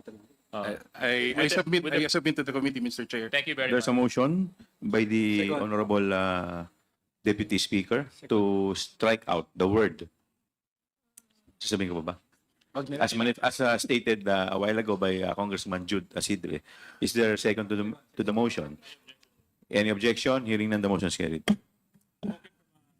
Please state your manifestation. Mr. Chair, mula pa sa simula, malinaw na ang layunin ng investigasyong ito. Alamin ang katotohanan sa likod ng questionable confidential funds na inilaan para sa tanggapan ng pangalawang Pangulo at sa kagawaran ng edukasyon. Maraming katanungan ang bumabalot sa isyong ito. Tama ba na bigyan ng confidential funds ang mga tanggapan ito? Tama ba na ang pinaglaanan sa pondong ito? Ngunit sa huli, ang pinakamahalagang tanong, nagamit ba sa tama ang pera ng bayan? Hindi po makakaila na ito po ay isang inquiry in aid of legislation. At kailangan masagot ang mga critical na katanungan. Sino, paano, at para saan maaaring gamitin ng confidential funds? Subalit sa halip na malinawagan, mas dumami pa ang ating mga agam-agam. Bakit tila magkakaiba ang mga pahayag ng iba't ibang ahensya tungkol sa paggamit ng confidential funds, lalong-lalo na sa Youth Leadership Summit? Bakit hinayaan ng Commission ng Audit na tanggapin ang mga questionable dokumento para sa liquidation ng pondo? At higit sa lahat, ito ang tanong ng bayan, sino nga ba si Mary Grace Piatos? Ang mga tanong na ito ay hindi maaaring ipagwalang bahala. Ang bawat isa ay naglalatag ng mas malalim na isyu. Naaayon ba talaga sa batas ang paggamit ng confidential funds? At kung hindi, ninakaw ba ang confidential funds? Sa isang nakaraang pagdinig, sinabi ni Atty. Mike Poa, mismong dating Chief of Staff at tapagsalita ng dalawang Pangulo, na 3 tao lamang ang may kabatiran kung paano ginamit ang confidential funds. Ang mga Special Disbursement Officers, sila Gina Acosta ng OVP, Edward Fajarda ng DepEd, si Atty. Zulaika Lopez, ang Chief of Staff, at syempre ang mismong pangalawang Pangulo. Tanging sila at sila lamang ang maaaring makakapagbigay linaw sa usaping ito. Ngunit ano ang naging tugon sa paanyaya ng committee ito? Maliban kay Atty. Lopez na kasama natin ngayon, tumanggi silang humarap sa committee ito. Minsan mayroong dumating, pero hindi man lamang nagnasang manumpa na magsabi ng katotohanan. Ang iba pilit nagtatago at iniiwasan ng ating pagdinig. Sa halip, iniwan nilang harapin ang mga tanong ng mga career officials, mga lingkod bayan, na based sa sinabi nila nung nakaraang pagdinig, wala silang kinalaman o direktang kaalaman sa paggamit ng confidential funds. Alam mo, last hearing pa po, Mr. Chair, ito po ay aking napansin at napakasakit isipin na iniwan ang mga lingkod bayan na ating mga career officials na magpaliwanag ng pondong hindi nila nakita ni hindi nila nagamit. Parang naiwan sa ere ang ating mga career officials na halos buong buhay na nila ay nilaan sa paglilingkod bayan. Ang tanong, bakit? Ano ang kinakatakutan ng mga opisyal na may direktang kaalaman dito? Hindi ko maiwasang isipin kung ganito ba kababa ang tingin o ang trato ng naturang head of agency sa mga career official sa kanilang ahensya. O di kaya sa tingin ba nila, hindi karapat-dapat na malaman ng taong bayan ang katotohanan. Nitong nakaraang pagdinig na tanong ko po sa ating mga panauhin, ating mga career officials, at nandito po sila at sinang-ayunan nila ako, na kahit ano pa ang kanilang pagnanais at pagsisikap na sundin ng mga batas at alituntunin sa tamang paggamit ng pera ng bayan, mananaig pa rin din sa huli ang patnubay at desisyon ng mga nakakataas at sa puntong ito, ang mismong pangalawang Pangulo ng ating bansa. Ang bawat piso ng confidential funds, Mr. Chair, ay pera ng bayan. Ang patuloy na pag-iwas at pagtangging humarap sa mga sanay may kinalaman at may tungkulin sa pondong ito, sa komiting ito, ay isang insulto sa mandato nilang maglingkod ng may katapatan. Hindi po biro ang halagang pinag-uusapan natin dito. Lampas kalahating bilyong piso. Ang 150 million confidential fund ng DepEd, halimbawa, ay tila walang malinaw na plano kung paano ito gagamitin at walang konkretong dokumento, ebidensya kung paano ito ginastos. Kung ginamit ito ayon sa mandato ng DepEd, sana'y nakabili na tayo ng 150,000 na armchair, 3 milyong libro o 4,286 na laptops para sa ating mga guro at mag-aaral. Ngunit hindi ito ang nangyari. Sa halip, patuloy ang pananahimik, patuloy ang pag-iwas, patuloy ang kawalang respeto sa hangarin ng kumiting ito na alamin ang katotohanan. Sa halip na sagutin ang mga tanong ng sambayanan, mas pinili nilang talikuran ang kanilang sinumpang tungkulin ang pangalaga ng pera ng bayan. Hinikayat ko, Mr. Chair, na kahit minsan hindi natin nakukuha ang mga sagot na gusto nating malaman sa ating mga resource person, ay wag ho tayong tumigil, wag ho tayong mapagod hanggang mailabas sa katotohanan at magkaroon ng kasagutan ang mga tanong ng sambayanan na nanatiling matalim at mariin. Nasaan na po ang confidential funds? Sino po si Mary Grace Piatos? At higit sa lahat, sino po ang nagnakaw ng pera ng bayan? Parang napuspos na no yung mga tanong natin, except for dun sa talagang yung totoong resource person na dapat na siya yung nakakaalam, no, na dapat na magpaliwanag dito. But anyway, Mr. Chair, doon sa 125 na confidential funds, Mr. Chair, I would like to ask the COA doon sa payments on the rental of safe houses. There are 34 acknowledgement receipts. Tama po? COA, Attorney Camora, you're recognized. Tama po, Mr. Chair. A total of 16 million pesos. Tama po? Tama po, Mr. Chair. Ito po, Mr. Chair, no, mula December 21, 2022 up to December 31, 2022. So, 11 days na ginastos para sa mga safe houses. At nakita natin dito, Mr. Chair, no, yung mga kapuna-puna na mga observations dito. At kung aanalisihin natin ay baka nga, no, di natin alam saan napunta itong mga amount na ito. Kasama ba yung 16 million sa notice of disallowance, Mr. Chair? COA? Mr. Chair, parang hindi na po yata siya kasama. Yes. Pero kung papansinin natin, Mr. Chair, dito sa summary ng expenses doon sa safe house, like for example, December 21, 3 acknowledgement receipts yan, totaling to 1.1 million. In December 22, totaling to 1.7 million, 4 yan na safe houses. In December 23, we have 2 acknowledgement receipt, equals 1 million. Meron tayong December 24, 2 acknowledgement receipt, which is 600,000. December 26, Mr. Chair, mukhang ito yung isa sa pinakamalaki, no, na bayad sa safe houses, 1 million sa isang tao lang, no, 1 million. And then December 27, totaling to 3.45 million o 3.450 million. Okay, so ilan to? 2, 4, 6, 7. 7 na mga safe houses yan. And then 28, December 28, Mr. Chair, meron tayong 2.850 million na gastos para sa safe houses. 2, 4, 5. Okay? 5 people, no? Merong mga unreadable. Okay, in December 29, Mr. Chair, meron tayong 2.450 million.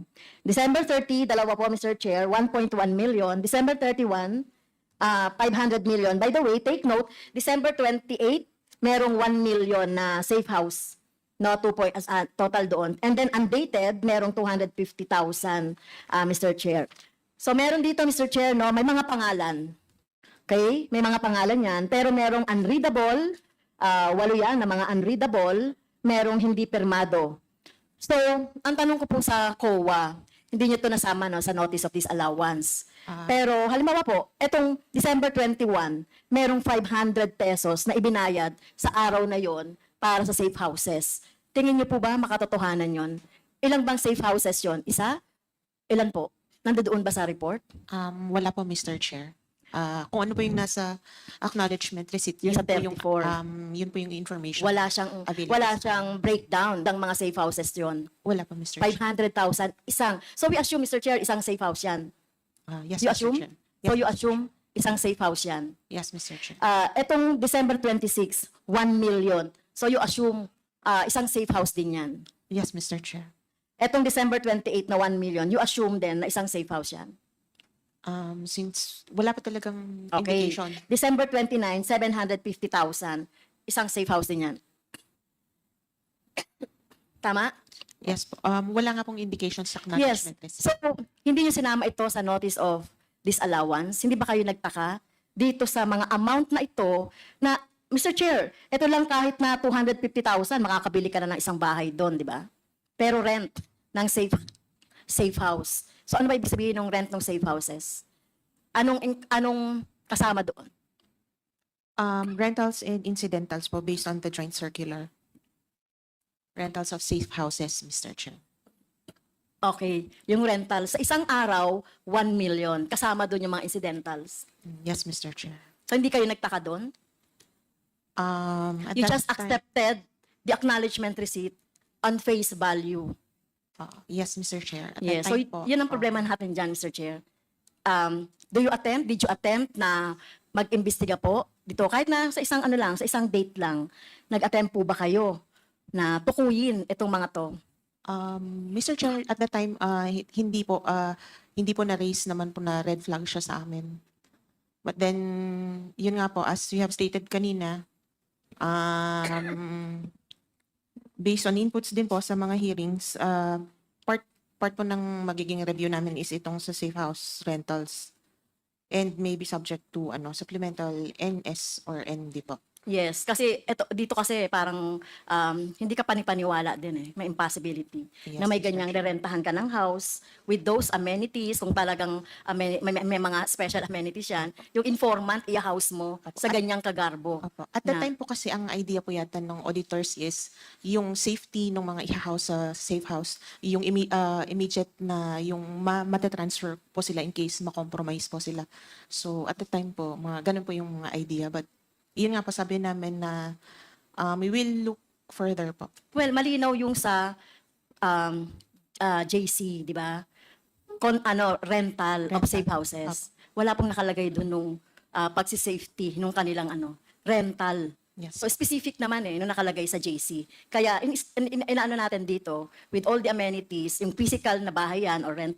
So masyadong malaki, no? Yes, So kailangan natin. Mr. Chair, etong mga nakalagay na mga pirma, mga pangalan na ito, pwede po natin may move that we could check this with the PSA kung existence ba ito. Kasi baka ito katulad din ni Piatos na at iba pa, Mary Grace Piatos at iba pa. So pwede ba natin, Mr. Chair, na maisama rin ito doon sa pag-check natin on a motion? There's already an Okay. existing motion and it was already ruled by the chair. Okay, thank you, Mr. Chair. No? At saka itong mga unreadable na ito. Paano kaya, Mr. Chair, itong mga unreadable na to? Sa COA po. Meron po dito kasi mga unreadable na mga pangalan na in-accept din ninyo as is. Yes po. So ano pong recourse nyo doon? Pag-aaralan po namin, Mr. Chair, kung paano namin po mahigpitan po yung sa DEPs. So sa kukunin niyo yung pangalan? documentary evidence of payments. Kukunin niyo yung pangalan?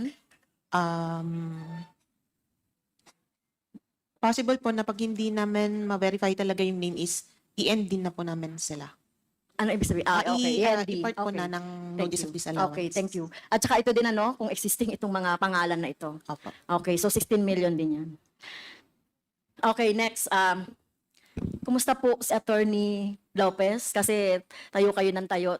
Understandable naman kung meron kayong dito, no? Scoliosis, At, Your Honor. at sa loob ng 9 na oras, very cool din kayo sa Thank you. pagsagot. Thank you. Okay, so tayo po, ginagawa lang natin yung trabaho natin. So naintindihan po natin yun, di ba? Attorney? Yes, ma'am. We Okay. understand.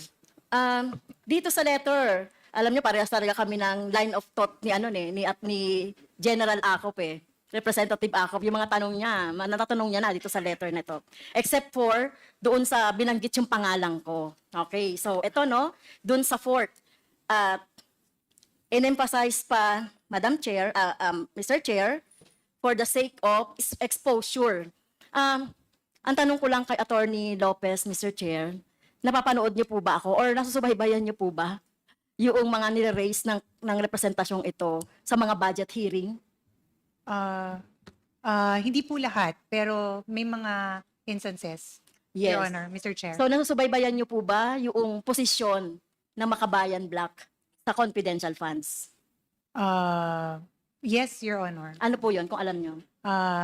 That certain agencies should only be given, should only be allotted confidential funds. Not all agencies. Am No. I right? I'm sorry. Medyo kulang. So, ang posisyon po ng Makabayan dyan, pati ng kinatawang ito, ay i-abolish talaga ang confidential funds. Dahil, eto na nga, no? This is it. Nakikita na natin kung paano nagagamit, no? O paano siya nami-misuse. Based naman dito sa mga nakikita na natin. Okay, so sinasabi ni Atty. Lopez, Mr. Chair, for the sake of exposure.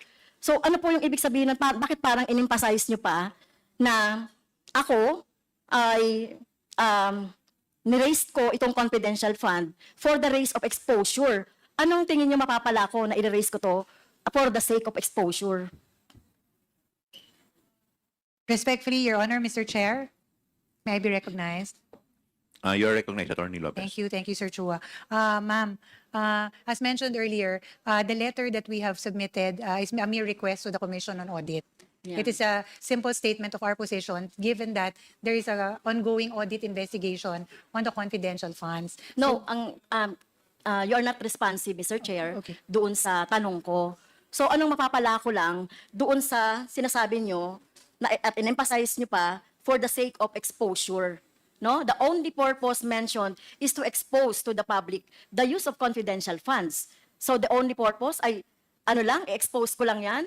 Tingin mo wala akong dahilan bakit natin nire-raise itong confidential funds? Hindi naman po, Your Honor. Ito lang po yung position namin as an office. Hindi naman namin sinasabi na wala po kayong purpose. Except, To expose it. no, in this case kasi, Your Honor, the premise is that hindi pa po final yung findings ng audit investigation. So, we feel that it was not the right time to release it because it was inconclusive. It was not final. Yun naman po. But it is not to say, Your Honor, that you have no purpose. Yes. Really, at the Oo. end of the day. Meron po kayong position. I understand that as member of the Makabayan.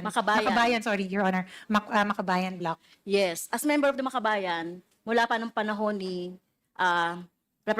former representative sa Turo Ocampo, against na kami sa mga confidential funds, sa mga iba't ibang funds na walang control no yung ating taong bayan. Kaya yung pag-expose natin ng confidential funds, hindi lang yan sa panahon namin. At nakita naman natin yung mga experience niyan. Instead, di ba, kung meron tayong confidential funds, ibigay yan doon sa mas tangible na mga projects, mapapakinabangan ng taong bayan, di ba? So, yun po yung ano namin doon. At hindi yung dahil in-expose lang natin. Kasi meron din kasing statement si Vice President, with due respect, na ginamit itong confidential funds, no? At napag-usapan namin with the Speaker. Walang ganon. For the record, Mr. Chair, no? Walang ganon na itong confidential funds kaya daw in-expose ni France o kaya in-expose ng Makabayan dahil meron kaming kontsabahan ng Speaker or leadership. Walang ganon, no? Nakita niyo naman, no? Bakit natin expose ito? Dahil may nakita tayong notice of disallowance at bukod pa dun sa purpose natin na syempre hindi dapat nagkakaroon ng confidential funds. So, yun po, no? Para on the record, malinaw lang yung posisyon ng Makabayan at ng kinatawang ito dito sa confidential funds at walang kinalaman si Speaker, with due respect, no, kung bakit namin in-expose yung confidential funds. O baka naman isipin na naman ni Vice President na pinagtatanggol natin ng Speaker. Wala pong ganon. No? Dito sa Kongreso, magkakaiba man kami ng posisyon dito sa Kongreso, we respect each other's political position, political belief, no? So, talagang ganun na, kasi iba-iba talaga pinanggagalingan. Okay, so gusto ko lang malaman, di ba? Gusto ko lang din dinawin yung point na yon. Well, ako rin, Mr. Chair, ako rin yung nag-motion for subpoena duces tecum dito sa confidential na 125, kung natatandaan niyo po, no? At ang reason doon ay dahil meron tayong nakuhang ND, Notice of Disallowance. At tama naman, at tingin niyo ba, may karapatan ang mamamayan na malaman nila itong pinagkakagastusan ng confidential funds na sinabi ko naman doon sa when we hear the budget of the COA that time. Your Honor, the agency errs on the side of prudence because according to the JC Memorandum Circular, this is information that is only given to certain agencies. Yun lang naman ang Yes. position namin. We just want to be on the prudent side of releasing information. Yes. Kaya nga, in aid of legislation, binuksan natin itong issue ng confidential funds. Wala pa ang VP, wala pa ang OVP, ay issue na natin itong confidential funds. Kaya gusto natin talagang mabago, no? Yung pagtingin dito sa confidential funds. Okay, Mr. Chair, nung tinanong natin during the budget hearing of the OVP, yung tungkol sa, ako yung first na nagtanong doon sa budget hearing ng budget ng OVP. Did you remember that, Mr. Chair? Nandun ka sa likod ni VP. Opo, Oo, yes, nandun yes. ka sa likod ni VP. At talaga namang hindi ako satisfied kasi wala naman siyang sinagot. 2 linya lang yung mga sinabi niya, di ba? So hindi ako satisfied talaga. Okay, Mr. Chair. So, yun lang, no? Gusto ko lang linawin yung ano ba yung position namin sa confidential funds? Ano ba yung papel dito ni Speaker? No, walang papel whatsoever si Speaker doon sa pag-ano namin, pagbusisi namin sa confidential funds. Hindi lang naman OVP. Kung mapapakinggan niyo ako, ang makabayan, hindi lang confidential funds ng OVP ang kinikriticize namin. Tama? Okay, so, Mr. Chair, kanina pa kasi, na tinatanong natin si Atty. Lopez, na sinasabi niya parang wala siyang alam sa confidential funds. Not until na sinabi ng ating si DS Suarez, yung tungkol dun sa 2 letter, na ang ibig sabihin, meron siyang alam kahit papaano dito sa confidential funds. Pero kung di pa binrout out itong letter na to, na talagang kayo, yung nakapirma dito, ay talagang mukhang pangangatawan na ninyo, na wala talaga kayong alam. Tama ba yung impression ko? Your Honor, wala po talaga akong alam as regards the disbursement, utilization. Hindi. Hindi yun. Yung the whole, yung confidential funds. Kasi parang sinasabi mo kanina na labas ka doon sa confidential funds. Kasi from budgeting, kasi tinanong ko nung last meeting, si Mr. Tendo, Rabago, napag-usapan naman talaga ito, yung 125, na pagre-request, ng 125. So may alam ka doon. Siguro ma'am, for the record, Mr. Chair, Your Honor, Mr. Chair. Yes, Oo. please continue, Ayun lang Atty. po yung Lopez. point of clarification. Ang point of clarification is that I am aware that in the budget of the OVP, meron po tayong confidential funds. Ang wala lang po akong direct or personal information is as regards the utilization disbursement of Well, the said fund. I respect your Yun po your yung answer to that. May clarification. Pero Oo. you respect me also na hindi ako naniniwala. I understand, Your Honor. So naniniwala ka ba na yung confidential fund is a public fund? It is not private. Yes, Your Honor. Okay. So lahat po ng public fund, according to the law, ay ino-audit yan. At tinitignan kung saan ginamit at dapat alam din ng bayan, ng taong bayan, saan yan napunta. Yes, Your Tama. Honor. Oo. Kaya walang confidential na nga, pino-confidential pa natin, yung paggasta nito. At sinasabi natin, gusto natin baguhin yun Kung magtutuloy pa rin yung confidential fund, hindi lang dapat speaker, hindi lang dapat Senate President, hindi lang dapat agency ang nakakaalam nitong utilization ng confidential funds. At doon tayo nang gagaling, mabago yung mga But of course, ang position namin, i-abolish yan. Okay, Mr. Speaker, dahil dito sa sulat na to, Mr. Speaker, Mr. Chair, sinasabi kasi dito sa sulat na ito na tama ba, request lang sa COA na wag pagbigyan yung aming request for the subpoena? It was really just a request directed to the Commission on Audit, Your Honor. Pero Mr. Chair, on the second paragraph nung kanyang letter, yung letter po ni Atty. Lopez, nakalagay dito, we are of the position that the subject subpoena should not be complied with for the following reasons. Ayun, na-explain mo na yon. Ano po bang ibig sabihin ng should not? Are you commanding? Are you demanding the COA na wag sumunod doon sa subpoena duces tecum? If, Your Honor, Mr. Chair, Let's continue, Attorney yes, Lopez. if you read the entirety of the letter, it is really a respectful request sa Commission on Audit. We are not demanding them or instructing them. It is really a respectful request if you read in the Well, entirety. Yes, oo. Pero pag should kasi, parang demanding na yon, commanding na yon para sa akin, no? And Okay? yes, and Okay, may I so also kung- add, Yes, kung hindi ito demanding, commanding, parang siga-siga ba yung Office of the Vice President na utusan yung OVP, na Yung utusan COA. ang COA na hindi kami sundin ang Congress or House of Representatives? Your Honor, Mr. Chair, hindi po siga-siga ang OVP. It is really just a respectful request, Your Honor, for them to consider our position. Like all position papers filed, ito po yung we feel that these are the issues that we needed to raise. So, Okay. which we addressed to the Commission on Audit. Okay. So kanina, Mr. Chair, no, binanggit na ng ating mga colleagues yung mga dahilan, no, kung bakit mali ang paniniwala ng Office of the Vice President, kung bakit we are holding a hearing in aid of legislation dahil sabi nila wala pa daw batas o wala pa daw panukalang batas. So kaya nga tayo nag-hear ng, di ba, malinaw naman na yan.